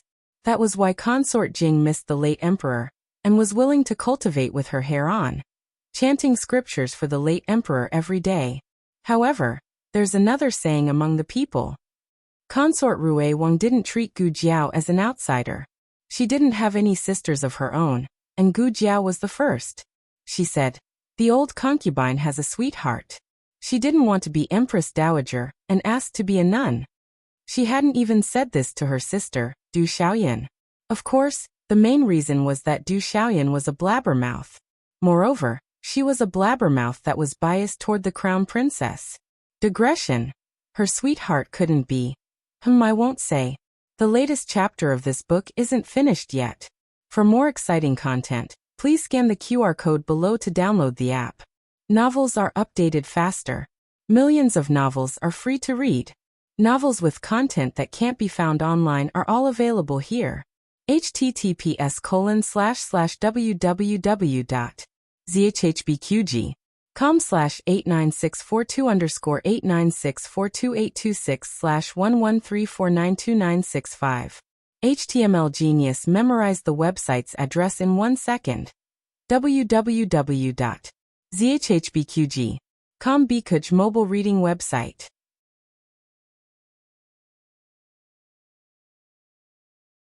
Chapter 217. The latest chapter of this book is not finished yet. For more exciting content, please scan the QR code below to download the app. Novels are updated faster. Millions of novels are free to read. Novels with content that can't be found on the internet are available here. Before consort Rue Wang got married, she also had many friends. However, after she got married, they became estranged. After she became the princess, those people no longer treated her as an ordinary friend. Miss Gu was so nice. They didn't treat her with fear and alienation just because she was the princess. In fact, she didn't understand how Gu Jiao did it. It seemed that she was always calm and nothing could make her have a big reaction. It was comfortable to get along with such a person. Consort Rue Wang sent the patient back to the medical center and paid the consultation fee before leaving. In the afternoon, the medical center received another visit. It was a patient who had been treated here before. He had been stitched up and it was time to remove the stitches. Dr. Song and the others were busy. Gu Jiao asked for the address and got on the medical center's carriage to go there. The patient's waist and abdomen were cut by the fragments of the furnace. He had more than 20 stitches. The initial recovery was good. However, he accidentally fell down when he got out of bed to go to the toilet and tore another part of the wound. This time, the recovery was good. Gu Jiao removed the stitches for him. "Do I need to take any medicine or apply any medicine?" the patient asked. Gu Jiao shook her head. "No, it's fine. The diet is light." The patient thanked her excitedly. "Thank you, Miss Gu." This patient was a regular craftsman invited by the Ministry of Works. He was a local in the capital. After he recovered, he could return to the Ministry of Works. Gu Jiao thought of Jiang Shi and little Jiang Li who were homeless in the medical center. However, she didn't think for too long. Gu Jiao got on the carriage. Xiao Sanzi drove the carriage and suddenly said, "Miss Gu, it's so lively over there." Gu Jiao was a very cold person, but she also liked to be lively. This was a very contradictory trait. She lifted the curtain and took a look. She seemed to understand why it was so lively. "It's the Qingfeng gang." "Ah, is that the Cool Breeze gang?" Although Xiao Sanzi had heard of it many times, he had never been inside, so he was a little expectant. The Cool Breeze restaurant was one of the most elegant restaurants in the capital. It had all kinds of food, drink, and entertainment. It also often opened some very novel gambling games. "Let's go take a look," Gu Jiao said. Xiao Sanzi was overjoyed. Okay. The two went to the Cool Breeze Inn. The reason why it was so lively today was because of Xiao Lulang. It turned out that the Cool Breeze gang had set up a new gambling house. This time, they didn't bet on who was first or second, but on who was the great three masters. This was very exciting. After sharing the first place with Commandery Princeton, who still had a third candidate in mind. However, there couldn't possibly be two of the great three masters. The Cool Breeze gang had said that if there were two of them, they would pay double. Of course, it was impossible for there to be two of them. This was not a baseless guess. Someone had gone to the palace to ask around. The emperor would not allow there to be two of them. So the question was, who should they bet on? Of course it's Commandery Princeton. Do you still need to ask? A scholar in his 30s said, Commandery Princeton has been first in every imperial examination. If he can get first place in the palace examination, he will be the great three masters. Xiao Lulang came from a small county. The difficulty of the imperial examination is not comparable to the imperial examination in the capital. Moreover, his performance is not stable. I heard that he didn't do well in the college examination. He didn't even get the lesser three masters. Do you still dare to bet on him? Everyone felt that it made sense. Although he was considered to be the best in the county, what was he in the capital? Don't look at how he shared the first place with Commandery Princeton. It was just a fluke. The cabinet ministers must have sympathized with him because he came from a poor background and was able to write good essays. Otherwise, what would happen? Would he be able to compete with Commandery Princeton? Crazy. In the end, most of the people bet on Commandery Princeton. Only a few adventurers gritted their teeth and bet on Xiao Lulang. In order to attract more desperate gamblers, Qing Feng Gang did not hesitate to hang the Greater Three Masters list in the most prominent position in the main hall. Commandery Prince An's name was first on the right side. Xiao Lulang was second. But the two people's bets were as different as heaven and earth. Commandery Prince An's name was filled with gold ingots. Xiao Liulang's name only had a single silver ingot. A gold ingot represented 1,000 taels. A silver ingot represented 100 taels. Gu Jiao sold the emperor a second-hand brush for 8,000 taels. She used 3,000 taels to go to the Zhouzhuan Medical Center and the new pharmaceutical factory. She still had 5,000 taels left. She did not have the banknotes with her, but she had the bank's cards. She walked into the main hall. I want to bet. On the other side, Commandery Prince An was also betting in the side room of Qing Feng Gang. He did not reveal his identity, but he had a noble aura, so the shopkeeper did not dare to neglect him. The shopkeeper politely asked, "Young master, are you betting on the Greater Three Masters list? You can bet on Commandery Prince An. He will definitely win." Commandery Prince An was not interested in betting on himself. He tapped the table lightly with his finger. "I heard that you have the flower hairpin roll here." "Ah, yes, we do." The shopkeeper was surprised. He did not expect him to ask about the flower hairpin roll. Recently, because of Gu Jinyu, the flower hairpin roll was also affected. Some people suspected that Qing Feng Gang did not check the background of the people on the roll and caused them to lose money blindly. Actually, the results were not out yet. But everyone thought that Gu Jinyu had no chance. Those who bet on her regretted it so much that their intestines turned green. Now, Zhuang Yueshi was far ahead of the other competitors on the flower hairpin roll. The shopkeeper thought that he had also bet on Zhuang Yueshi. Commandery Prince An took out a thick stack of banknotes and placed it on the table. He said lightly, "All on eldest Miss Gu." The shopkeeper was dumbfounded. Commandery Prince An placed his bet on Gu Jiao. When he went downstairs, he saw Gu Jiao holding her cards and placing her bet on the big 3 yuan. 5,000 taels, Xiao Lulang. Commandery Prince An, who was shot in the heart. After placing her bet on her husband, Gu Jiao saw a string of shiny gold ingots under her husband's name. She left with satisfaction. Just as she was about to step into the carriage, she heard a gentle voice behind her. "What a coincidence, Miss Gu." Gu Jiao turned around. Seeing that it was Commandery Prince An, she asked calmly, "What's the matter?" Commandery Prince An thought of her bet just now and did not know whether to laugh or cry. "Miss Gu, do you have so little confidence in me?" Gu Jiao was confused. "What did you say?" "Place your bet." Commandery Prince An pointed at the big 3 yuan list in the hall. "Oh." Gu Jiao thought for a while and said, "If you have confidence in yourself, you can place your bet. I have already placed all my money." Commandery Prince An, "That's not what I meant." "Forget it, I don't know what I mean either. If there's nothing else, I'll leave first. Goodbye."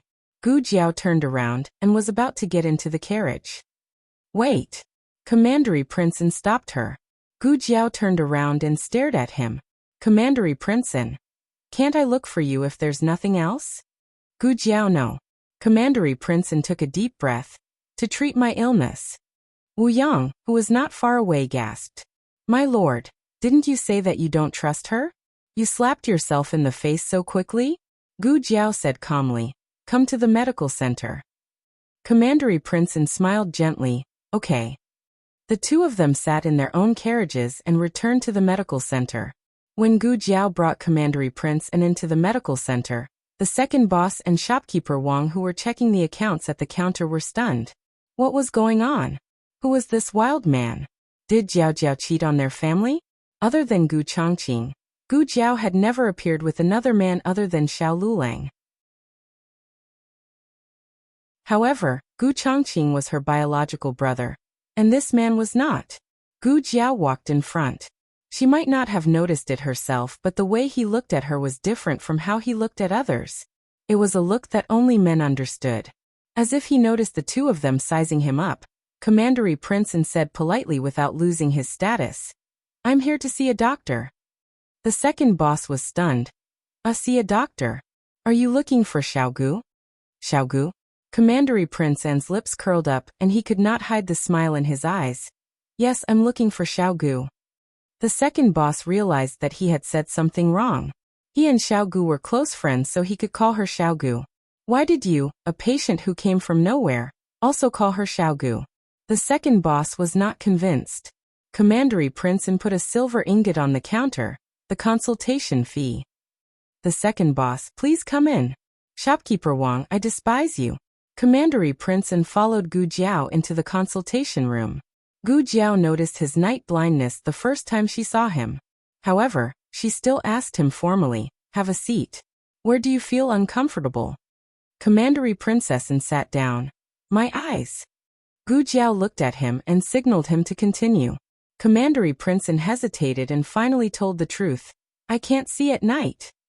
Gu Jiao asked again. "Other than not being able to see, do you feel any other discomfort?" "No." Commandery Princeton shook his head. "How long have you been in this condition?" Gu Jiao asked. Commandery Princeton thought for a while. "It slowly appeared the second year after I went to Qin State. The doctor saw me and said that I should have been poisoned. However, he never found out what kind of poison it was." "This has nothing to do with poisoning." Gu Jiao asked about his vision again. Commandery Princeton said, "It's too far. I can't see clearly." Gu Jiao pointed at the words on the wall. "What about this?" Commandery Princeton shook his head. He was also nearsighted. Gu Jiao made a judgment in her heart. Gu Jiao opened the small medicine box and took out a small flashlight that was smaller than her palm. She needed a slit lamp to check the fundus of his eyes. Unfortunately, the small medicine box couldn't take out such a large device for the time being. She could only use her eyes to check. Gu Jiao was a doctor. When she treated people, she didn't care about gender. She stood up and stood in front of Commandery Princeton. She bent down slightly. "It might be a little bright later. Don't move." "Okay." Commandery Princeton agreed. He was much more obedient than Lu Yixing. He did whatever the doctor asked him to do. If the doctor didn't ask him to move, he would definitely not move. Gu Jiao liked patients who cooperated. Gu Jiao opened his eyelids with one hand and used the small flashlight to check his eyes. Commandery Princeton didn't know what she was holding in her hand. He only felt that it was very bright, and he couldn't see anything. The tip of his nose was filled with her fragrance. "Okay." Gu Jiao finished checking his eyes and took back the flashlight. She sat back on her chair and asked him about his eating habits before and after he went to Qin State. She found that he was very careful in Qin State and didn't dare to eat many things. This caused problems with his intake of nutrients. This kind of night blindness was easy to cure. It was also possible to recover his eyesight. Gu Jiao took out a bottle of fish liver oil from the small medicine box. She used a small porcelain bottle to fill it and handed it to him. "Once a day, 1 pill each time." "Is it really not poisoning?" Commandery Princeton took the small porcelain bottle and asked in disbelief. It was not strange that he was so careful. When he was 8 years old, he was sent to Qin State as a hostage. Many people wanted him to die. It was not the first time he was poisoned. "It's not poisoning," Gu Jiao confirmed. Commandery Princeton suddenly realized that it was not poisoning. He was wondering why they couldn't find the murderer. They even killed 2 hostages by mistake. Today the Imperial College was dismissed early. Little Jing Kong was taken away by Lu Quan again. At night, the old chancellor was going to teach little Jing Kong a foreign language. Xiao Lulang went to the clinic. When he went in, he faintly felt that there was something wrong with the way everyone looked at him. Especially the second boss and shopkeeper Wang. Their eyes were full of sympathy and awkwardness. They didn't dare to look at him. Xiao Lulang was used to all kinds of gazes after his leg injury. He didn't mind it and walked towards Gu Jiao's courtyard. The second boss whispered, Do you think we should tell her that little Gu is in the clinic? Shopkeeper Wang. That's not the main point, right? The main point was that they had been in there for a long time and hadn't come out yet. Was Miss Gu taking so long to see a doctor? Of course, it wasn't to the extent of saying that they were doing something shameful. Gu Jiao had her own courtyard. If they really wanted to do something, they should go to the small courtyard. However, it was rare to see her treating a patient for so long. Not to mention that the man didn't look sick at all. Moreover, he was too good-looking.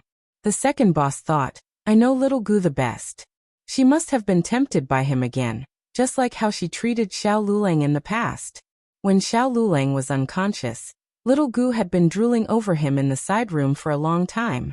Humph, don't think he didn't know. To get to the small courtyard, he had to pass by the clinic. Just as Xiao Lulang reached the door of the consultation room, he saw the door open from the inside. It was Royal Prince, and Xiao Lulang stopped in his tracks. Coincidentally, at this moment, the medicine box fell from the table. Gu Jiao reached out to grab the medicine box, but her waist almost hit the table. Royal Prince strode forward and reached out to block her soft waist and the sharp corner of the table. He didn't actually touch her. Gu Jiao dodged. She wasn't that careless. However, from Xiao Liulang's point of view, it looked like his hand had supported her waist. Xiao Liulang's eyes darkened. Digression. Come, let's drink this cup of aged 82 vinegar. The latest chapter of this book isn't finished yet. For more interesting content, please scan the QR code below to download the app. Novels are updated at a faster rate. Millions of novels are free to read. Novels that can't be found online are all available here. https://www.zhhbqg.com/89642_8964286/113464705. HTML Genius memorized this website's address in 1 second. www.zhhbqg.com Bikugo mobile reading website.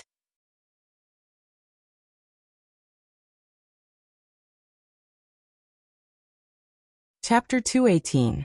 The latest chapter of this book is not finished yet. For more exciting content, please scan the QR code below to download the app. Novels are updated faster. Millions of novels can be read for free. Novels that can't be found online are all available here.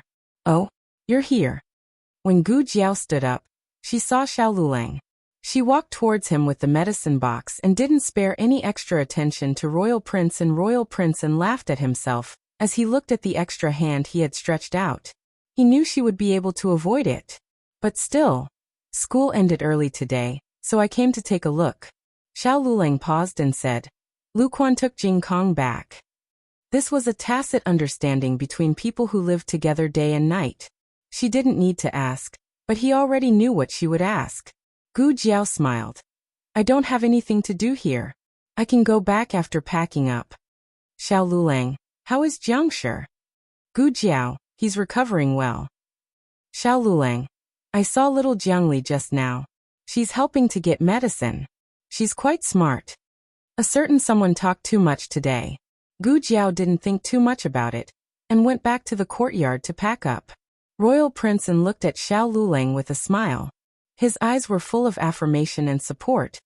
You did well in the general examination. The court examination is as difficult as the general examination. Do well. I'll think of a way to send your exam paper to His Majesty.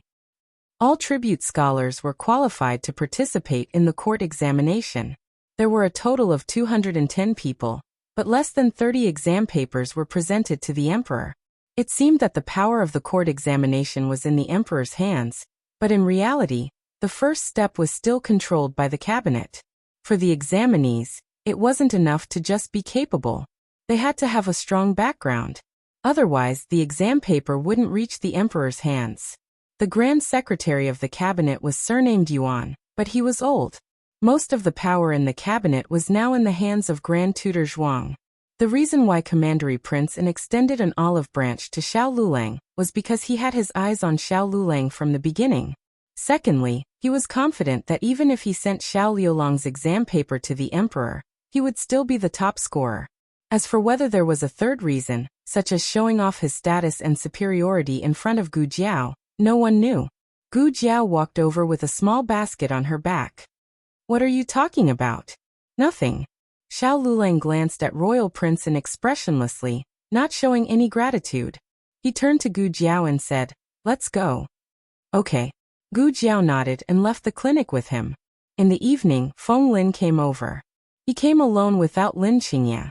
Ever since he and Lin Qingye started living together. No living together, Feng Lin rarely went out alone. Today, it was because Steward Zhou had arranged a blind date for Lin Qingye. Feng Lin came to talk to Xiao Lulang about his parents' case in Song County. There had been progress in the case. After Elder Feng's student received Xiao Liulang's letter, he immediately asked for the case of Feng Lin's parents and personally interrogated Feng Lin's relatives. When had the relatives in the countryside ever seen such a powerful official? In their hearts, the county magistrate was the sky. However, even the county magistrate could only stand on the side and pour tea for the other party. Without much effort, Feng Lin's relatives confessed. This matter had nothing to do with Feng Lin's parents. The two elders' innocence was cleared, and Feng Lin's innocence was cleared. "Lulang, did you hear me?" In the study, Feng Lin waved his hand in front of Xiao Liulang's face. "Yes, I heard you." Xiao Lulang said absent-mindedly, "Why do I feel like you're not in the right state?" Feng Lin still had to rush back to study and prepare for the court examination next month, so he didn't stay for too long. When he left the courtyard, he met the old chancellor coming from next door. He thought for a moment and told Liulang's son-in-law that something was wrong with Lulang. "I don't know what's wrong with him. I've been reunited with him for so long, but I've never seen him like this."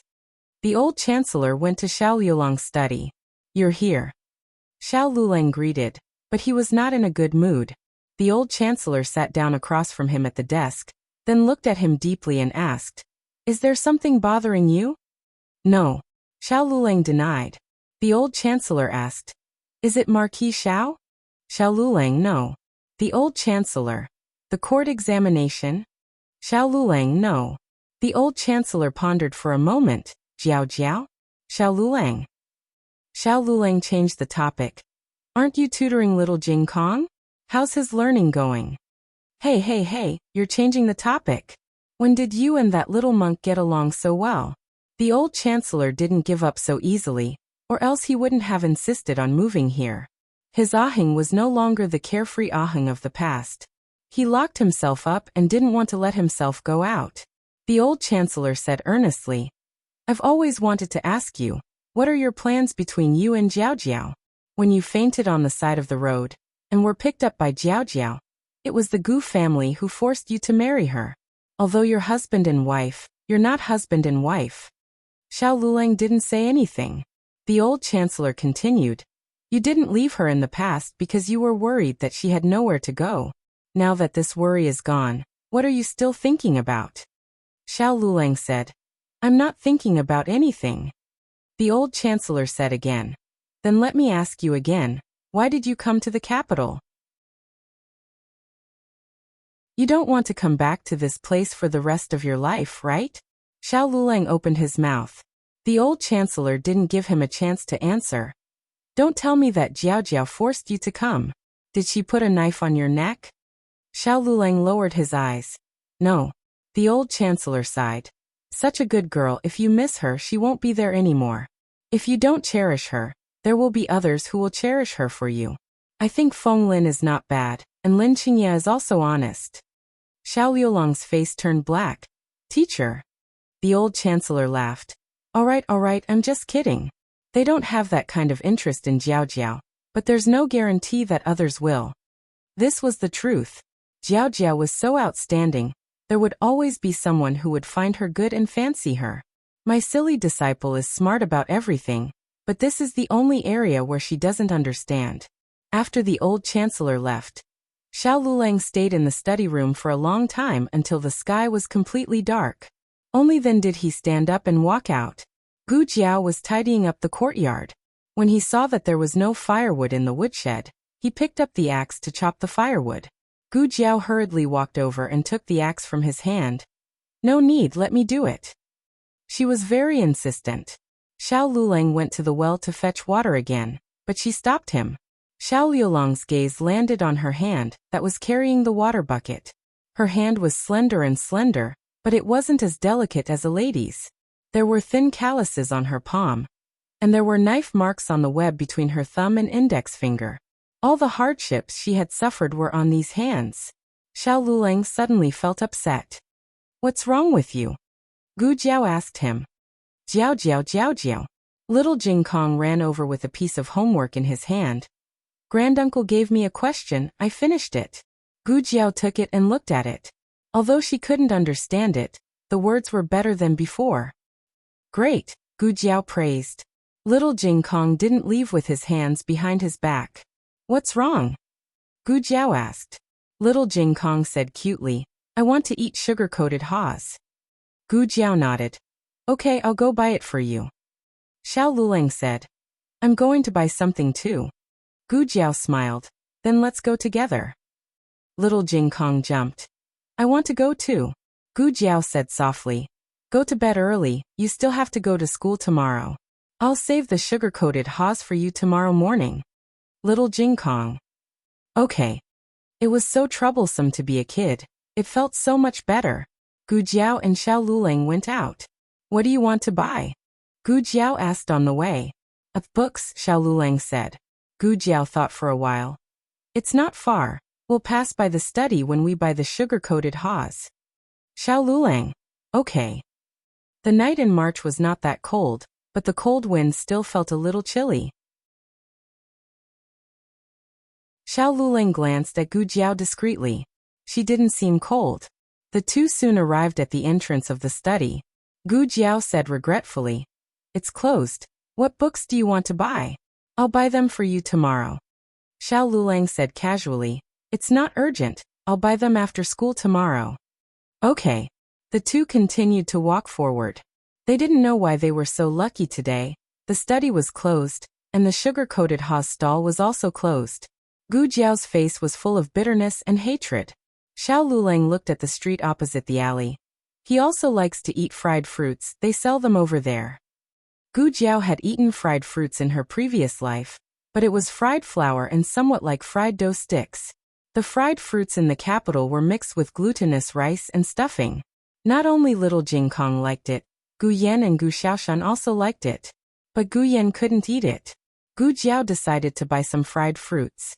Gu Jiao was the only one who felt that they were unlucky tonight, but Xiao Liulang's face darkened when he saw the fried fruit stall. The capital was so big, why was he everywhere?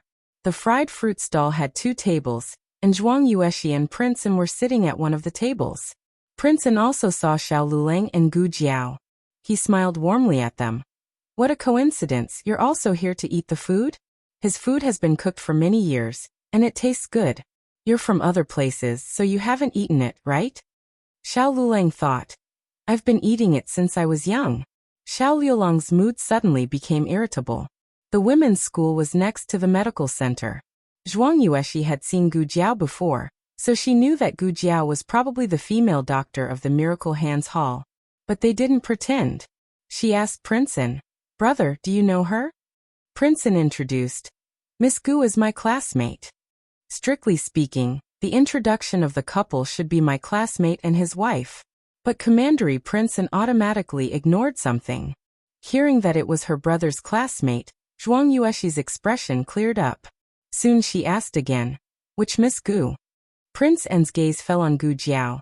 Ding and Marquis Fu's daughter. Ding and Marquis Fu only had 2 daughters. One was Gu Jinyu, and the other was the real daughter who grew up in the countryside. Was it this girl in front of them? She really looked. Zhuang Yueshi saw the red birthmark on Gu Jiao's left cheek and swallowed her question. She wasn't as arrogant as Zhuang Mengdai. Since her brother admitted that they were classmates, then she would treat them with respect. "Come and sit, we still have to wait for a long time." Prince An said to the two. There was another table, but it was full. There was only an empty seat beside them. The two walked over and sat down. Gu Jiao sat next to Zhuang Yueshi, while Xiao Lulang sat next to Prince An. But this seat made Prince An and Gu Jiao face each other. while Zhuang Yueshi and Xiao Lulang face each other. Zhuang Yueshi only had her brother in her eyes, so she didn't stare at Xiao Lulang. But Princeton kept staring at Gu Jiao. Xiao Lulang frowned. What was wrong with him? Why did he come to buy fried fruits? There were many people buying fried fruits, so they waited for 15 minutes before it was their turn. During this time, Princeton and Zhuang Yueshi's fried fruits were ready, but Princeton gave it to someone else. Xiao Yulong's face darkened. Princeton exchanged a few words with the two, mostly asking questions like, why did you come out to eat so late? How did you come here? Is it far? Do you need me to send you back? Zhuang Yueshi didn't notice her brother's special treatment of Gu Jiao, and thought her brother was caring for his classmate. But Xiao Lulang knew that he wasn't that close to Princeton. After a while, Princeton talked about an astronomy book he read in Qin country. Gu Jiao was interested. When she was interested, her eyes would brighten and shine like stars. Xiao Lulang felt suffocated. Their fried fruits were ready, so Princeton paid for them. No need. Xiao Lulang put the copper coins on the table coldly. We'll buy it ourselves. Princeton spread his hands and smiled. Xiao Lulang and Gu Jiao left. Princeton and Zhuang Yueshi also planned to get on the carriage and return home. At this moment, a dragon and lion dance troupe suddenly appeared on the street. It was a courtesan from a brothel. The entire Chang, an avenue, was in an uproar. The crowd swarmed over, and was about to drown them. Gu Jiao grabbed Xiao Liulong's wrist and dragged him through the crowd. Gu Jiao didn't stop until they entered Jadewater Alley. Then she heard a low laugh. Gu Jiao's body stiffened and she turned around. She saw that the person she was dragging wasn't Xiao Lulang, but Princeton. Gu Jiao. On the other side, Xiao Liulong's handsome face turned cold. That girl actually ran away with another man right in front of him. Digression. Ha ha ha ha ha. The latest chapter of this book is not finished yet. For more exciting content, please scan the QR code below to download the app. The novel will be updated even faster. Millions of novels will be read for free. Novels that can't be found online are all available here. https://www.zhbqg.com/89642_896428226/113461120. HTML Genius memorized this website's address in 1 second. www.zhbqg.com Bikugo mobile reading website.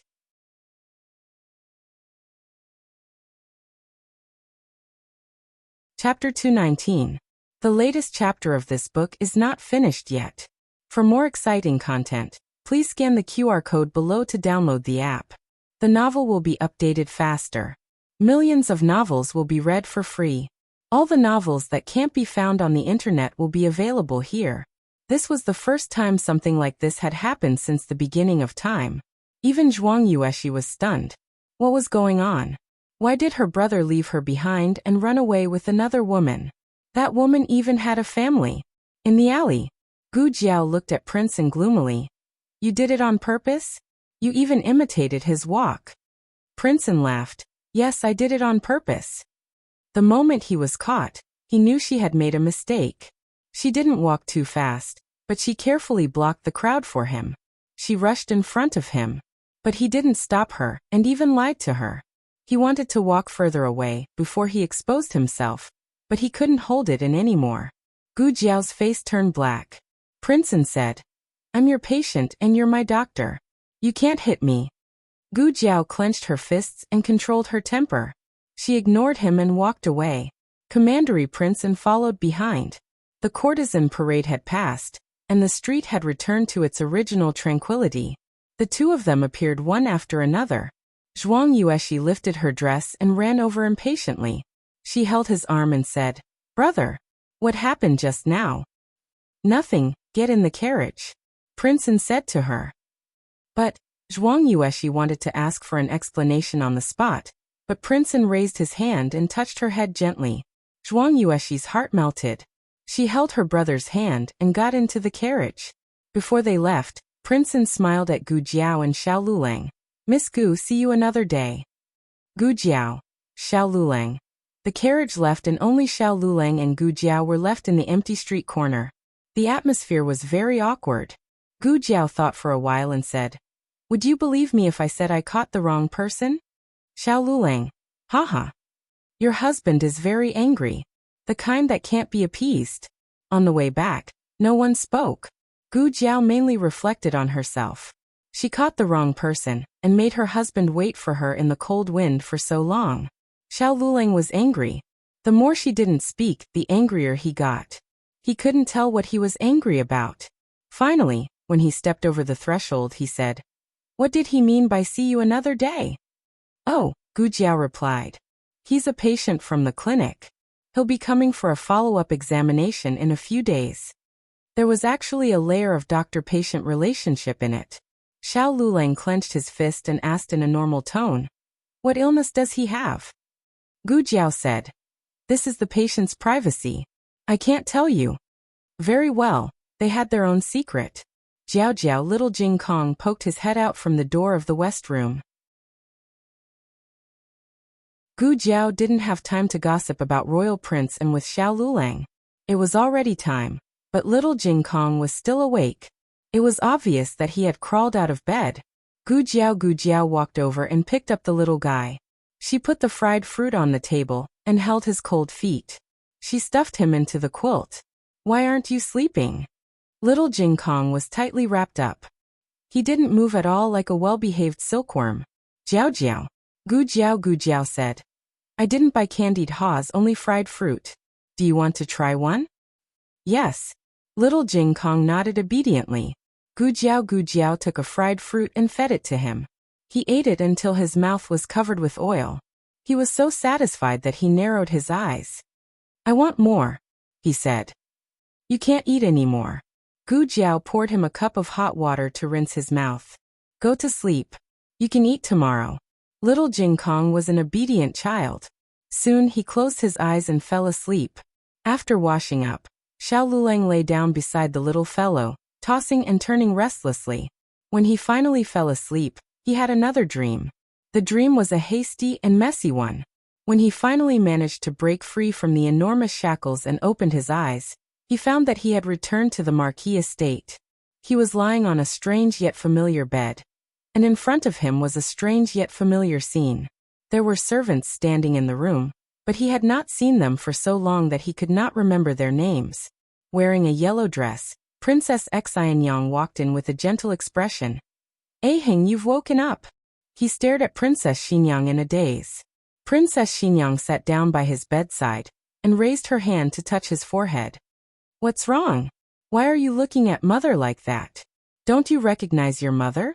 She was so anxious that she rushed outside and shouted, "Imperial physician!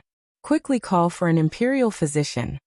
The imperial physician came and checked his pulse and body.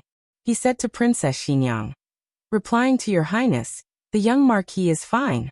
He should have been frightened, which is why he's like this." Princess Xinyang's eyes were filled with worry. Ahing, are you all right? Don't scare me. I already told you not to go to the court exam. What's so good about the court exam? If you want to become an official, mother will help you. You don't need to take the imperial exam." "Court exam?" He stared blankly at the room full of people. "I've already passed the court exam." Princess Xinyang said, "You passed. You had a conflict with someone during the court exam and accidentally fell. You've already been unconscious for many days. Without the fire from 4 years ago, he had grown up safely until now." "Where's Jiao Jiao?" he asked. "Who's Jiao Jiao?" Princess Xinyang asked. "You're already married to Linling. Don't fall in love with some other girl outside. Linling will be sad." "Jiao Jiao." He lifted the blankets and got out of bed. "My legs." He looked at his legs in disbelief. He could walk without any injuries. That's right, there was no fire. Naturally, he did not wander among the people. He was not injured. Princess Xinyang shouted, "Put on some clothes. It's cold outside." He quickly went to Baishui Lane. He arrived at his and Gu Jiao's home, but when he pushed open the door, it was empty. There was nothing inside. His heart sank. He knocked on the old chancellor's door. The one who opened the door was not the old chancellor. Instead, it was an unfamiliar man. He then went to Uncle Zhao's home. Uncle Zhao, it's me Lulang. Uncle Zhao and Aunt Zhao looked at him with confusion. Who are you? He then went to the house next door. Aunt Zhang, it's me. I'm Lulang. Aunt Zhang's face was filled with confusion. He had never been here before. Nobody recognized him. He only felt his entire body turn cold. He remembered the medical clinic and hurriedly rushed over. The Miracle Hand Hall was still there, but the people in the Miracle Hand Hall did not recognize him. Finally, he saw that familiar little figure in the main hall. He quickly walked towards her. Just as he was about to call her Jiao Jiao, she looked at him with an extremely strange gaze and said to the doctor beside her, "There's a patient. Take care of him." She walked past him and did not turn her head back once. An indescribable feeling of suffocation suddenly surged from the bottom of his heart, as if something was strangling his heart.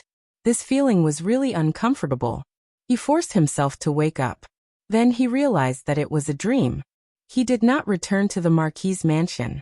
He was still at home in Baishui Lane. Beside him was the little Jing Kong who was snoring.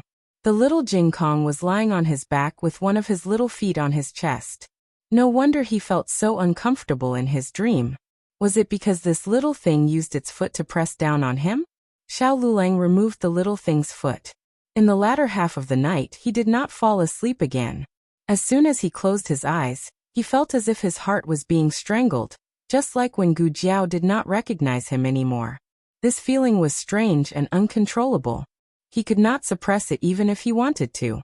The next day, when Gu Jiao woke up early, Xiao Lulang was already gone. Little Jing Kong was sleeping soundly. He did not know when his bad brother-in-law left. Lu Quan heard the noise and came over to knock on the courtyard door. "Jiao Nyang, it's me." Gu Jiao opened the door for him. "Uncle Lu, it's so early." Lu Quan smiled and said, "Lulang came to find me. He said that he had something to do and went out first. I'll send Gu Yan and the others to school in a while. I've also made breakfast. I'll bring it over now." Oh, he was gone. His family had arranged it clearly. Gu Jiao did not think much of it. "Thank you."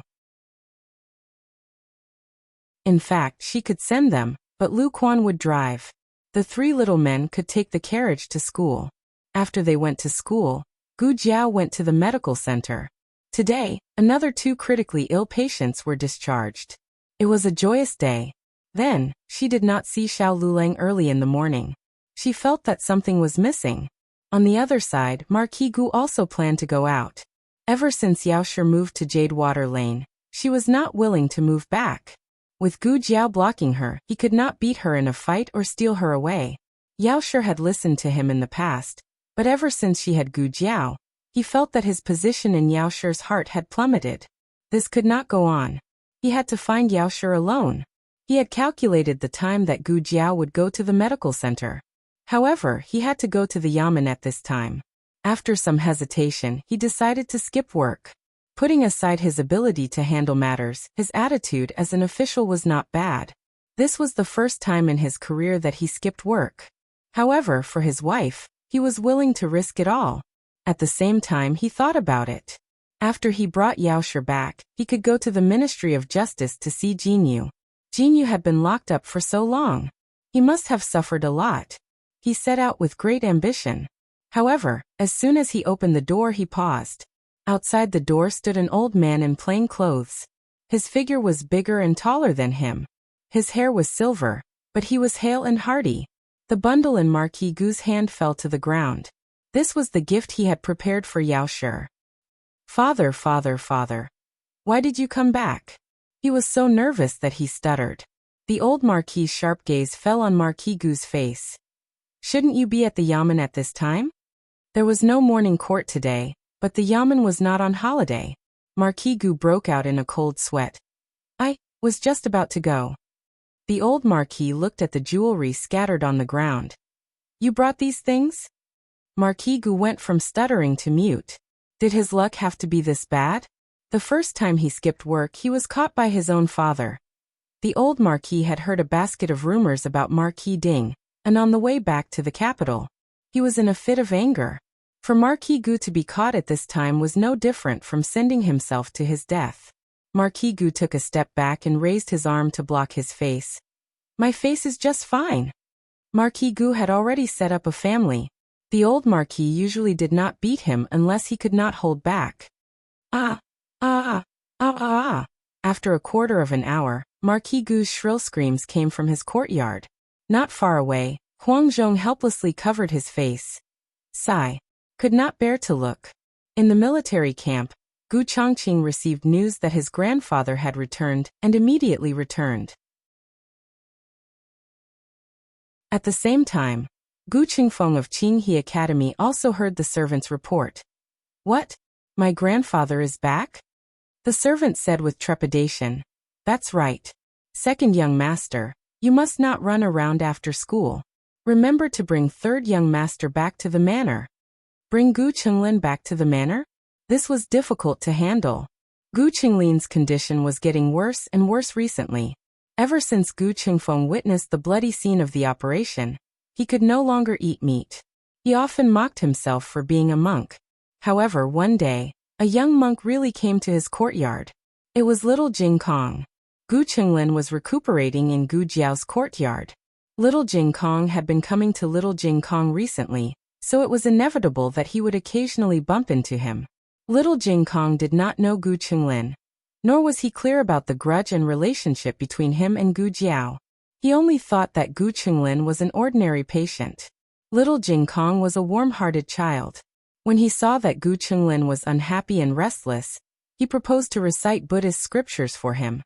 In the past, when I was unhappy, my master would recite Buddhist scriptures for me.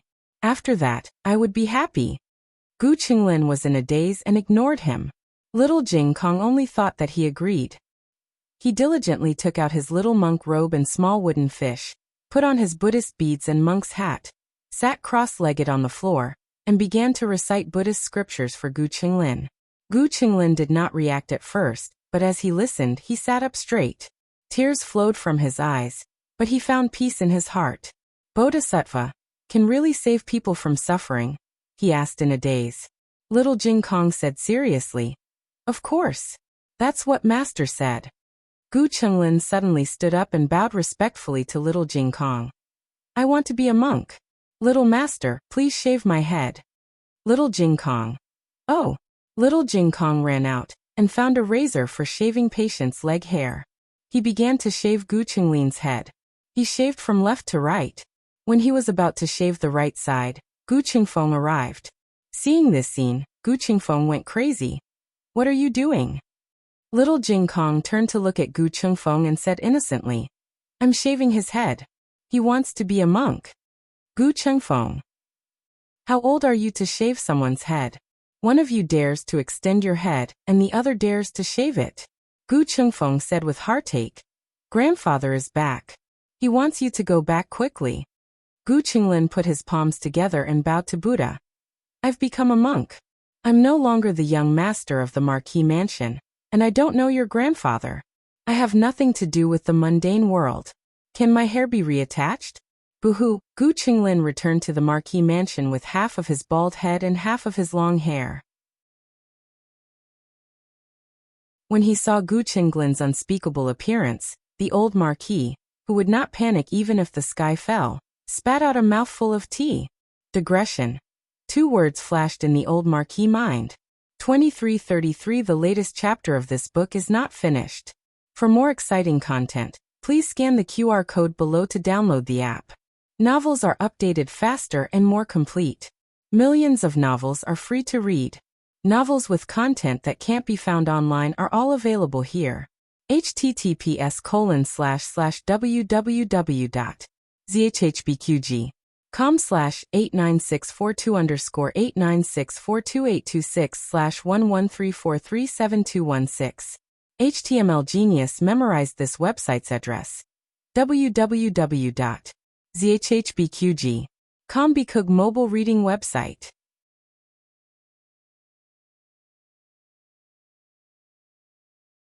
Chapter 220. The latest chapter of this book is not finished yet. For more exciting content, please scan the QR code below to download the app. Novels are updated even faster. Millions of novels are free to read. Novels with connotations that cannot be found online are all available here. The old duke did not know that Madame Yao and her son had returned to the capital. He thought that they were still at the hot spring villa, so he did not send them any news. He began to interrogate his son and 3 grandsons. What are the rumors in the capital about? He did not know if he did not interrogate them, but he was shocked when he did. So many major events had happened in the duke's household in the years that he was not in the capital. The first to bear the brunt was Gu Jinyu's background. It was terrible that she was a child who was swapped. Then there was the matter of concubine Ling. This also explained why Gu Chenglin had become like this. Concubine Ling had already been punished by old Madame Gu. The old duke did not ask if she was dead or alive. He did not have the time to care about a concubine. As for the real granddaughter's unwillingness to return to the duke's household, he did not take it to heart. She was just a servant girl. There was no need to pay attention to her. Moreover, she was already married. A married daughter was like spilled water. She was no longer part of the duke's household. The 4 of them did not mention that Gu Chenglin bullied Gu Yan and was beaten up by Gu Jiao. There was no benefit in saying it. They would still be beaten up. Gu Yan's body was weak and would be gone after a beating. No matter what mistakes he made, he would never be beaten. Furthermore, the ladies in the Marquis's residence were all brought up. Regardless of whether Gu Jinyu got into trouble or not, the old Marquis had never laid a finger on her. So Gu Jiao would not be beaten. But even if this was not mentioned, the duke's household was in a mess. Those who skipped work and those who moved out moved out. If the upper beam was not straight, the lower beam would be crooked. They all had to be punished. Since Duke Gu had already beaten him, he would do it again. Duke Gu. Are you still my biological father? The old duke looked at Gu Changqing. As the eldest brother, you did not restrain your 2 younger brothers. Should you be punished? Gu Changqing lowered his eyes, as if he was enduring something. Yes. The old duke said in a low voice. Okay, 100 military whips. Gu Qingfeng 50 lashes, Gu Chenglin also 50 lashes. Gu Changqing said. Sandy has just recovered from his injuries, he can't take the whip. I will take the punishment on his behalf. Gu Qingfeng hurriedly said. I can also accept the punishment on behalf of 3rd brother. All right, I'll add another 20 lashes to each of you. After the old Marquis said coldly, he looked at Gu Chenglin, who only had half a head of hair left. If you can withstand the remaining 10 whips, I'll let it go. If you can't, I'll just take it that I don't have a grandson like you. The old Marquis is the most ruthless. When Gu Changqing was teaching his 2 younger brothers a lesson, old Madame Gu still dared to cry, throw a tantrum, and threaten to hang herself. Under the old duke's command, his son and grandson were whipped so hard that old Madame Gu did not even dare to make a sound. Marquis Gu was beaten black and blue. Enough. The old Marquis said. Don't beat him to death. He still has to enter the palace and ask for punishment. Marquis Gu, who had nothing left to live for. You really are my father. The old Marquis brought his son into the palace to ask for punishment from the emperor. The old Marquis knelt down and bowed, cupping his fists. It's the father's fault for not teaching her well. That girl caused such a huge disaster, and it's all because this unfilial son spoiled her. This official has brought this unfilial son here for your majesty to deal with. The emperor glanced at Marquis Gu, whose face was bruised and swollen. He had already been beaten to this state. He had no place to lay his hands on him. The emperor coughed lightly and waved his hand. Forget it. Marquis Gu is not at fault in this matter. The girl is also young and immature. Just discipline her in the future. As for the reason for Gu Jinyu's punishment, the official explanation given was still that she had broken the imperial jade seal, and had also committed the crime of deceiving the emperor. As for whether it was the bellows deceiving the emperor, or the glutinous rice mortar deceiving the emperor, the officials did not specify in detail. But the more it was like this, the easier it was to achieve the effect of killing 2 birds with 1 stone. Now even if there was no evidence of the bellows, there were many people among the people who said that Gu Jinyu had falsely claimed the credit for the bellows. Strictly speaking, the main responsibility for this incident did not lie with Gu Jinyu. Although she had provided the blueprint for the modifications, it was the Ministry of Work's decision whether or not to use it. The Ministry of Works Manufacturing Department had long discovered that there was a problem with her modifications, but not only did they not stop it, they skipped the normal trial process and hired a large number of illegal workers to work on it. But the old Marquis could not absolve Gu Jinyu. He expressed that all of the losses would be borne by Marquis Ding An's Fu. In addition, he requested that the emperor abolish Gu Jinyu's position as county princess. The emperor sighed. Old Marquis, why bother? Zhen has already abolished her position as county princess. Just leave the position of county princess. Asking your majesty to take back the decree. The old Marquis persisted. The emperor had an expression of, since you're so insistent, then I can't not give you face. He decreed that Gu Jinyu's position as county princess was revoked. Gu Jinyu finally walked out of the Ministry of Justice, but she could not feel happy. Half a month ago, she was still a high and mighty second-rank county princess. Now she had nothing. Falling on flat ground did not hurt. Falling from a high place hurt. Gu Jinyu returned to the Marquis Fu. She first returned to her courtyard to take a comfortable hot bath. After changing into clean clothes and tidying her appearance, she went to the parlor to pay respects to Marquis Gu. She choked with sobs, her eyes slightly red. Grandfather, Jinyu knows her wrongs. Jinyu is willing to go kneel in the ancestral hall as punishment. No need. The old Marquis said. Gu Jinyu's heart leaped with joy. Grandfather was not willing to punish her by kneeling. Grandfather still doted on her. The next second, she heard the old Marquis coldly say, "You are not a member of the Gu family. You do not have the right to kneel to the Gu family's ancestors.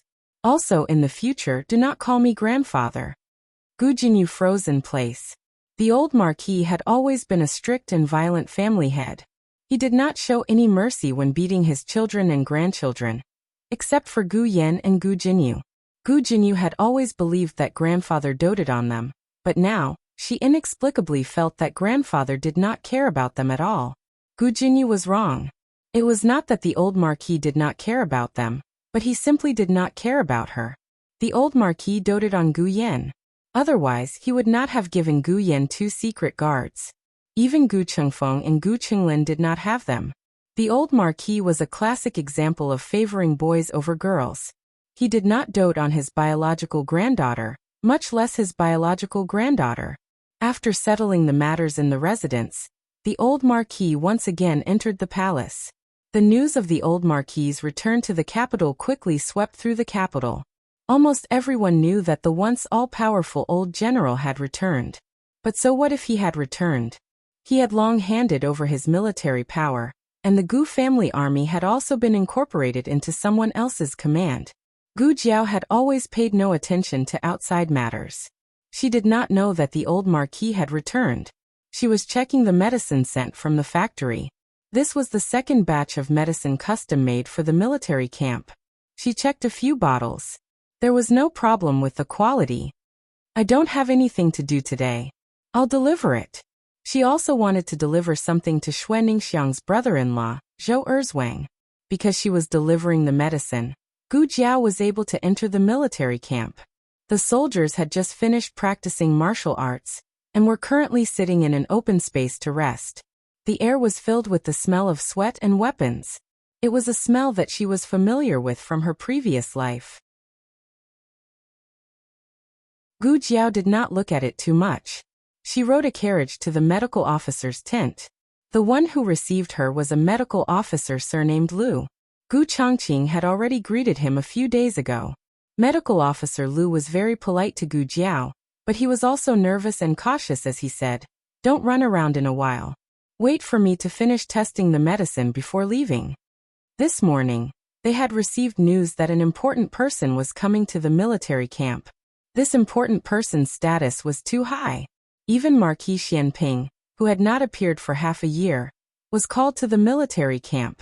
Marquis Xianping was still angry after waking up. He sat in the carriage for the entire journey and refused to get off. "You with the surname Ran, I think you don't want to work anymore." General Ran stood beside the carriage and cupped his hands. He respectfully bowed and said with a smile, "Marquis has wronged this official. How could this official dare to disturb Marquis's beautiful dream?" Isn't this? As he spoke, he looked around and took a step forward. He leaned close to the window and whispered, "Someone from the palace is coming.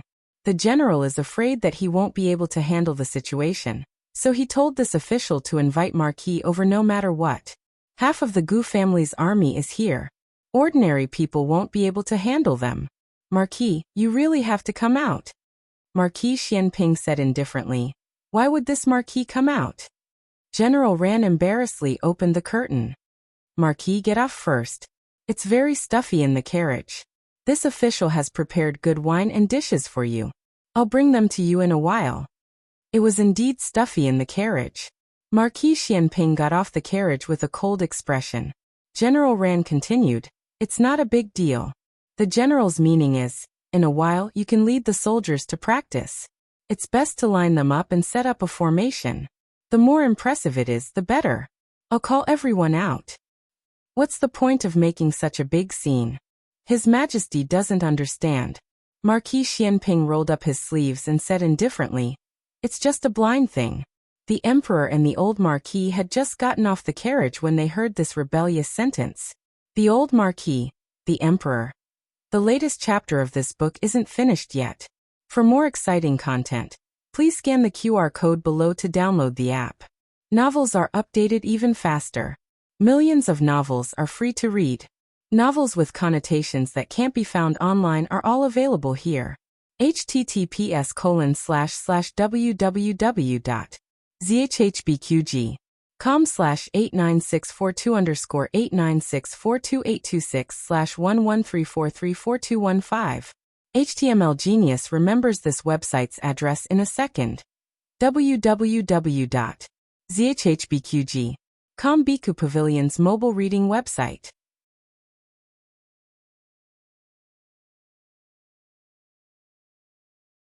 Chapter 221.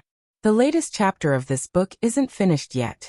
For more exciting content, please scan the QR code below to download the app.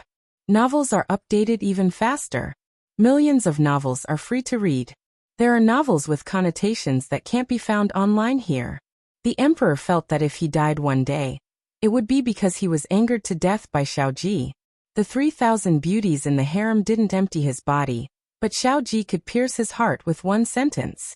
The emperor immediately pulled a long face. The old marquis's face also sank. This Marquis Xianping was a modest gentleman when he didn't speak, but when he spoke, he was simply a hooligan.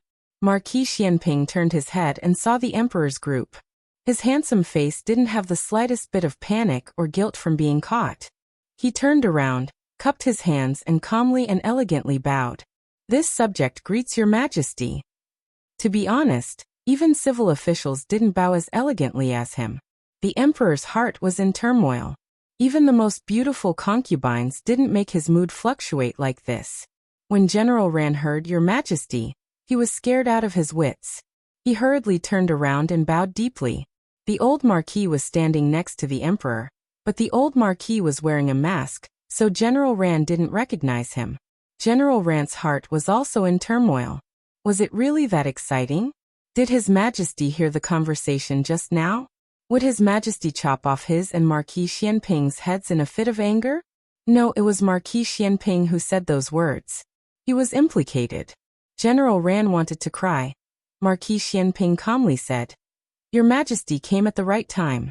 This subject was just about to train the troops. Would Your Majesty like to watch?" The emperor's eyes were cold. I don't understand." Marquis Xianping smiled faintly. The experts see the skill, while the laymen see the excitement. The emperor. Sooner or later, he would be angered to death by this guy. The emperor and Marquis Xianping were related by marriage. He married Marquis Xianping's sister, and Marquis Xianping married his sister. The emperor would often wonder, how did he end up with this fellow as his brother-in-law? He came with the old marquis today to watch the troops train. He took the old marquis to the observatory. When the old marquis and Marquis Xianping's lips. "Old monkey." The old marquis trembled. "Damn it, I want to beat him to death." The old marquis was so angry that he cursed in his heart, and his mask was almost crooked. The two of them went up to the observation deck, and all the soldiers in the barracks were called to the field. There were a total of 8 large and small military camps in the capital. The original Gu clan army had been assigned to different military camps. Among them, the Tiger Mountain camp had the most Gu clan army. Hushan Barracks was the territory of the Great General of Flying Cavalry. In his early years, the Great General of Flying Cavalry did not get along well with the old Marquis. If the Gu army fell into his hands, the consequences could be imagined. All these years, the Gu army had been tortured by him. Everyone gritted their teeth and did not cause any trouble. It was mainly because of what the old Duke had said. You are the Gu army, but you are not loyal to me or any general. You are loyal to the Emperor of Zhao country. You are protecting the citizens of Zhao country, including your family and mine. Yes, they were also guarding their own families and the old Marquis's family. After Gu Chongqing entered the Tiger Mountain camp, the Gu clan army was even more patient. No matter how the Great General of Flying Cavalry deliberately targeted them, they would not be deserters. They silently guarded Gu Chongqing, looking forward to the day when he could be like the old Marquis and gather all the Gu clan army together, and go to the battlefield to kill the enemy again. It was just that Gu Chongqing's days in the barracks could not be considered comfortable. He had been injured the most, so it was impossible to say that he was not targeted. Why did he invite Marquis Xianping over today? Wasn't it because the Great General of Flying Cavalry was worried that once he appeared, the Gu clan army would be filled with hostility and make the situation too ugly? All the soldiers, including the Gu clan army, were lined up neatly. Marquis Xianping mounted his horse and began the day's roll call. The moment he put on his armor and helmet, his entire person's aura became strong in an instant. He was flamboyant, domineering, and arrogant. No one paid attention to the handsome face under the helmet anymore. They were all shocked by the murderous aura in his eyes. Golden spears and armored horses. One person could fight against thousands of soldiers and horses. This was a man born for the battlefield. He had 9 deaths and 9 deaths. He had won battles and also suffered defeats. He could afford to lose, but when he won, he never flinched. The emperor's blood boiled as he watched, and he wished he could go to war. Alas, forget it, I won't punish him. The old Marquis looked at the Gu clan army that he had brought up single-handedly with a complicated expression. The emperor forcibly withdrew his attention, which had been attracted by Marquis Xianping, and turned to ask the old Marquis, "Does the old Marquis regret that I handed them over to the Great General of Flying Cavalry?" It was not that the Gu clan army was smooth sailing in other barracks and was not rejected by others.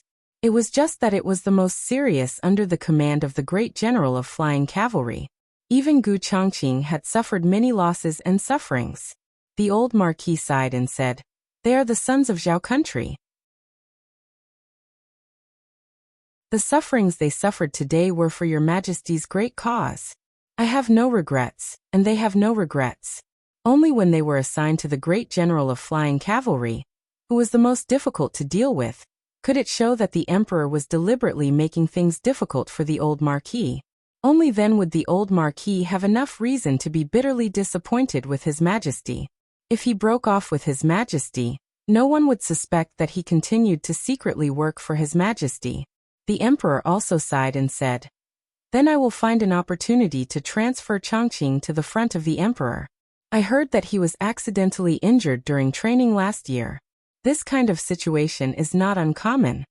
Even if he knew that Gu Chongqing would not complain to Marquis Gu, the emperor did not deliberately gloss over things. A trace of complexity flashed through the old Marquis's eyes. The battlefield is far crueler than the barracks. If he can't even withstand this setback, how can he lead troops to war in the future?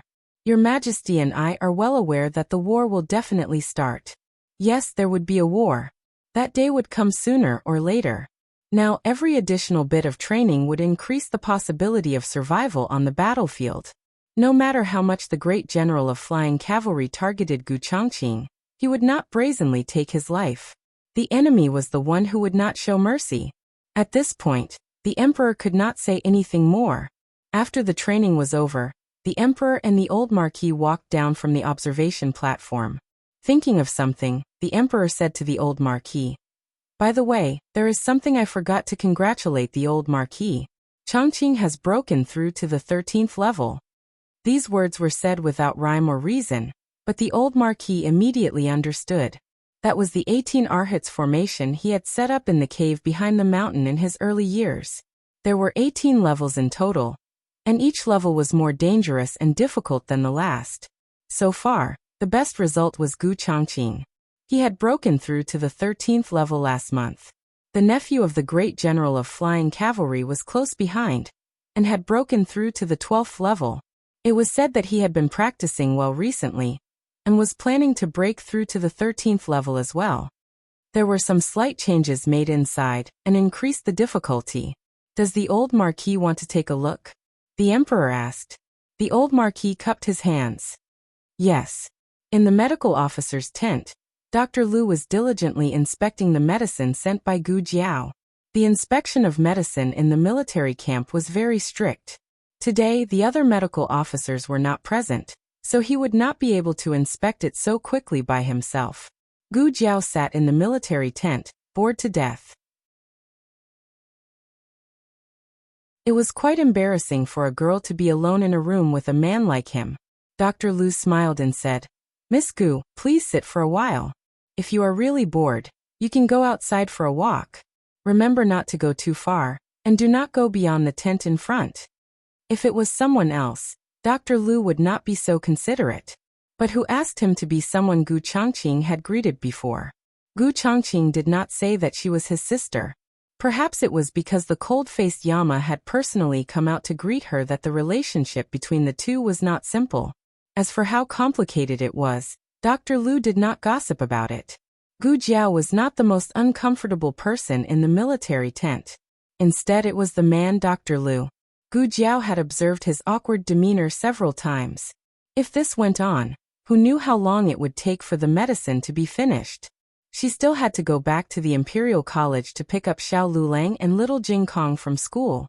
As this thought flashed through her mind, Gu Jiao decided to go out for a walk, so that Dr. Lu could concentrate on improving his efficiency. Tiger Mountain Barracks was next to a mountain, and that mountain was called Tiger Mountain. That was how it got its name. Dr. Lu only said that she was not allowed to walk past the tent in front, but did not say that she could not go to the back of the mountain. She did not go too far and just strolled for a while. Unexpectedly, she accidentally saw a gray fat rabbit. It was very cute. Gu Jiao had nothing to do, so she grabbed the rabbit. Although the rabbit was fat, it did not have good reflexes. She was not careful and let it go into the grass. "Oh, little thing, you run away quite fast." Gu Jiao chased after it and chased it into a cave. At first, she thought it was an ordinary cave, but the more she walked, the more spacious it became. Something was wrong. On the other side, the Emperor and the old Duke came to the entrance of the 18 Arhats formation. The entrance was no different from an ordinary cave. Usually, there was no one guarding it because there was nothing valuable inside. There were only traps that could kill people. The soldiers in the barracks knew the key points, so they usually would not come here. Today, the Emperor was coming, so a guard was arranged at the last minute. The guard just went to the toilet and returned to his post to find the Emperor leading his masked subordinate over. "I'm so lucky." The guard secretly broke out in a cold sweat. The guard saluted the Emperor with his hands folded. The Emperor waved his hand, indicating that he should retreat to the side. The guard tactfully retreated. The Emperor said to the old Duke, "The array that was left in the past has not changed, but some hidden arrows have been added.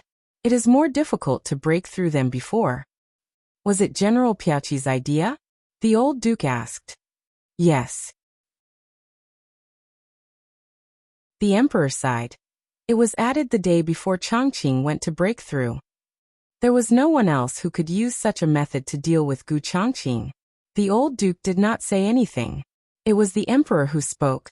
Changqing was injured at that time. It was when the furnace exploded. He broke through the array with injuries, and was able to break through to the 13th level. It is really rare. I'm afraid that even General Piaoqi did not expect Changqing to be so powerful. The old Duke still did not say anything. Only by breaking through the 18th level could he be qualified to revive the Gu army. Boom! A loud noise suddenly came from the cave. The old Duke and the Emperor's faces changed. What's going on? Something happened inside?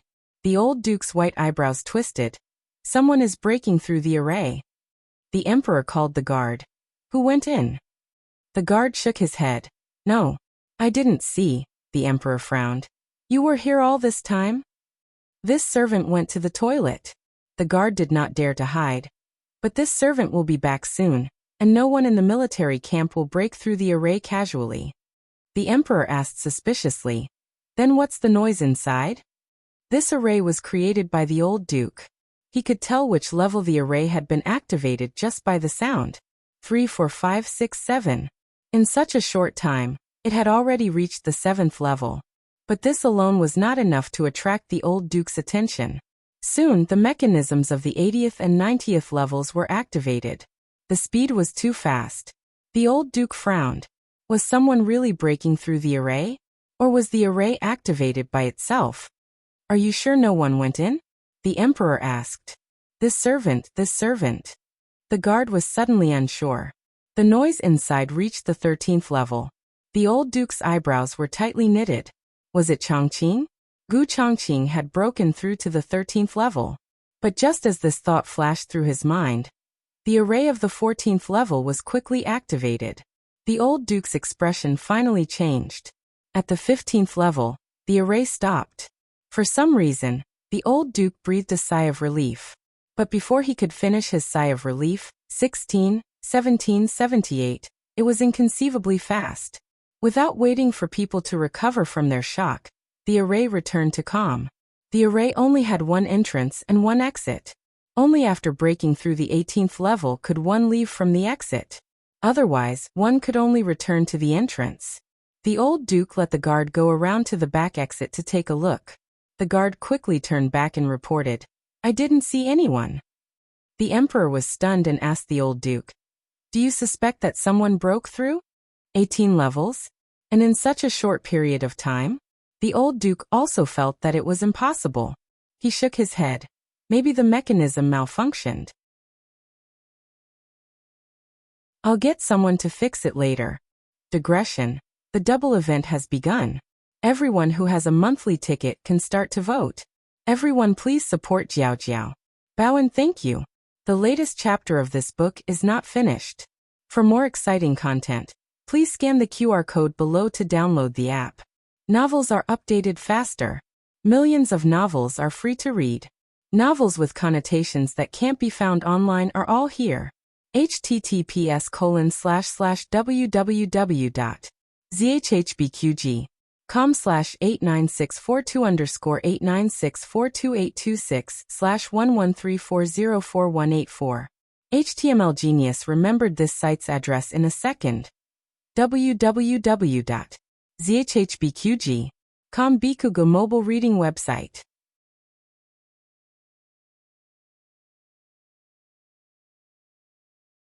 Chapter 222. The latest chapter of this book is not finished yet. For more exciting content, please scan the QR code below to download the app. Novels are updated faster and more frequently. Millions of novels are free to read. Novels with content that can't be found online are all available here.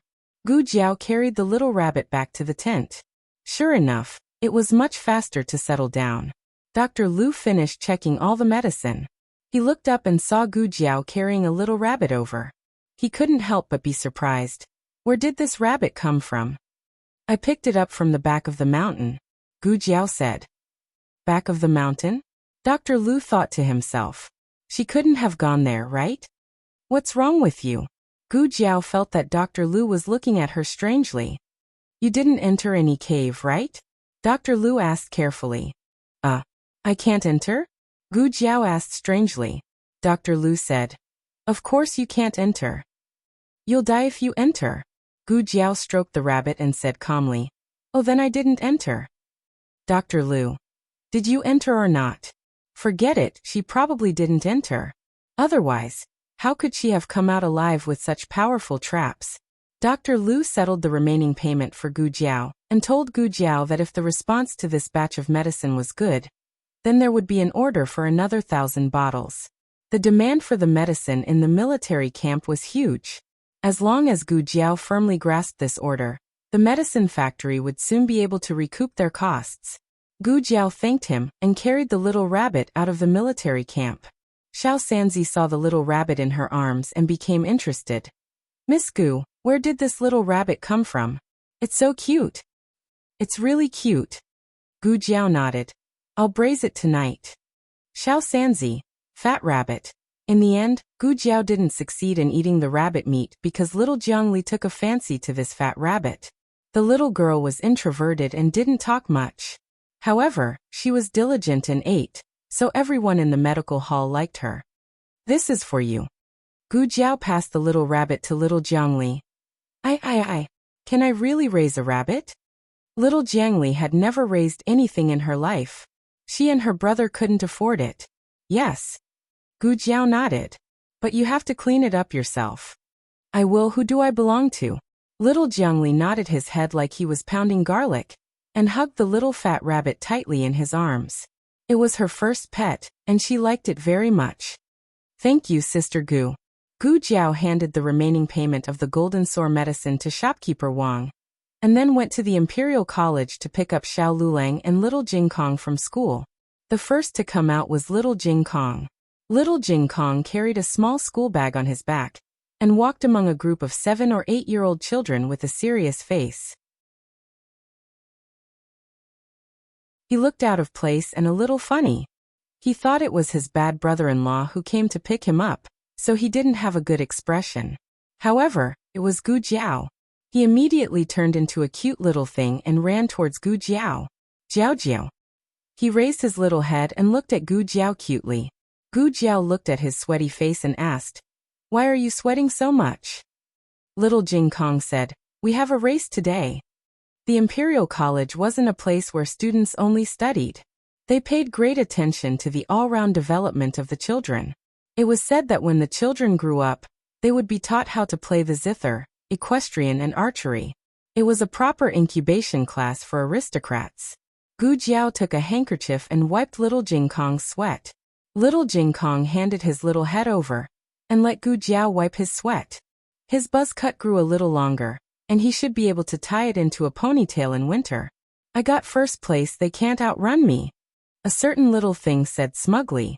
Gu Jiao wasn't surprised by this. He would wake up before dawn to cultivate every day. His physique was very good. After Gu Jiao wiped little Jing Kong's sweat, Lu Quan came over. Lu Quan came to pick up little Jing Kong. The Imperial College invited the Grand Secretary of the Cabinet to explain the techniques of the court examination to the examinees next month. Lulang said he might end the class very late. The little chancellor didn't attend this kind of class in the past. However, Lu Quan didn't say this. Lu Quan said, "I will send you back first and go to Qinghe Academy later." Gu Yan and Gu Xiaoshan were going to Master Lu's place to learn skills after school.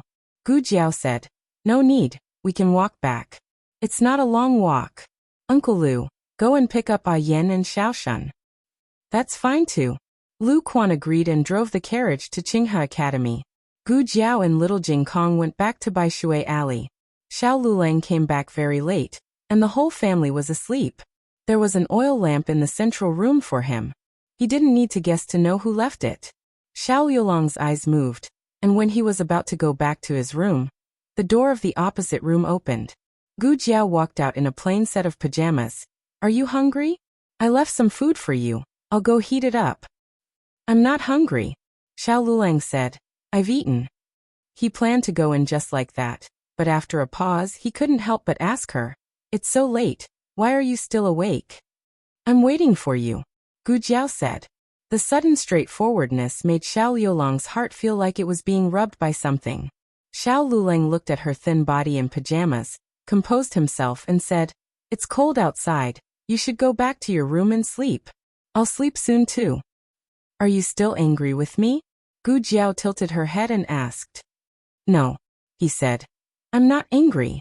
Gu Jiao said, "Oh, but didn't go back to her room."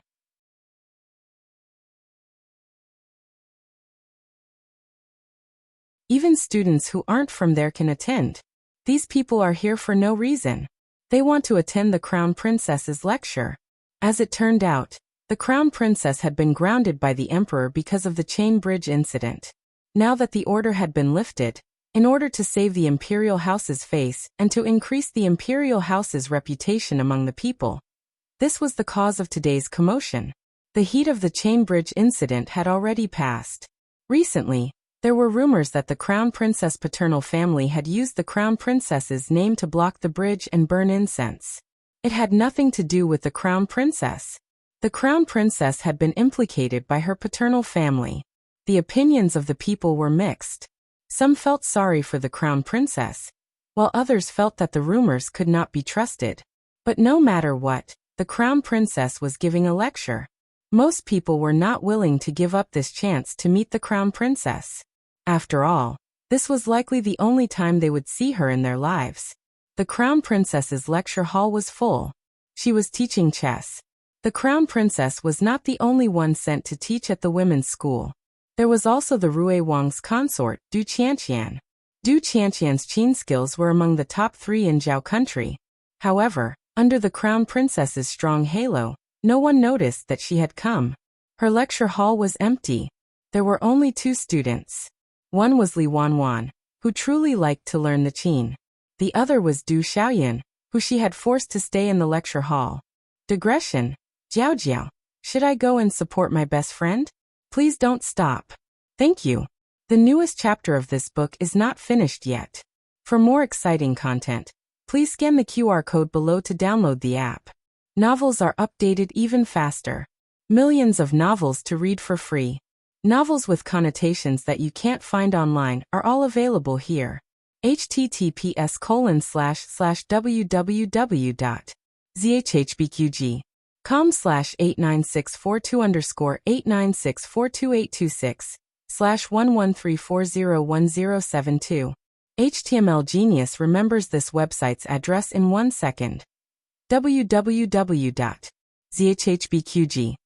BQGE's mobile reading website. That you're tuning in to the Earbook Haven YouTube channel. Don't forget to subscribe and join us on this journey to catch the most captivating stories.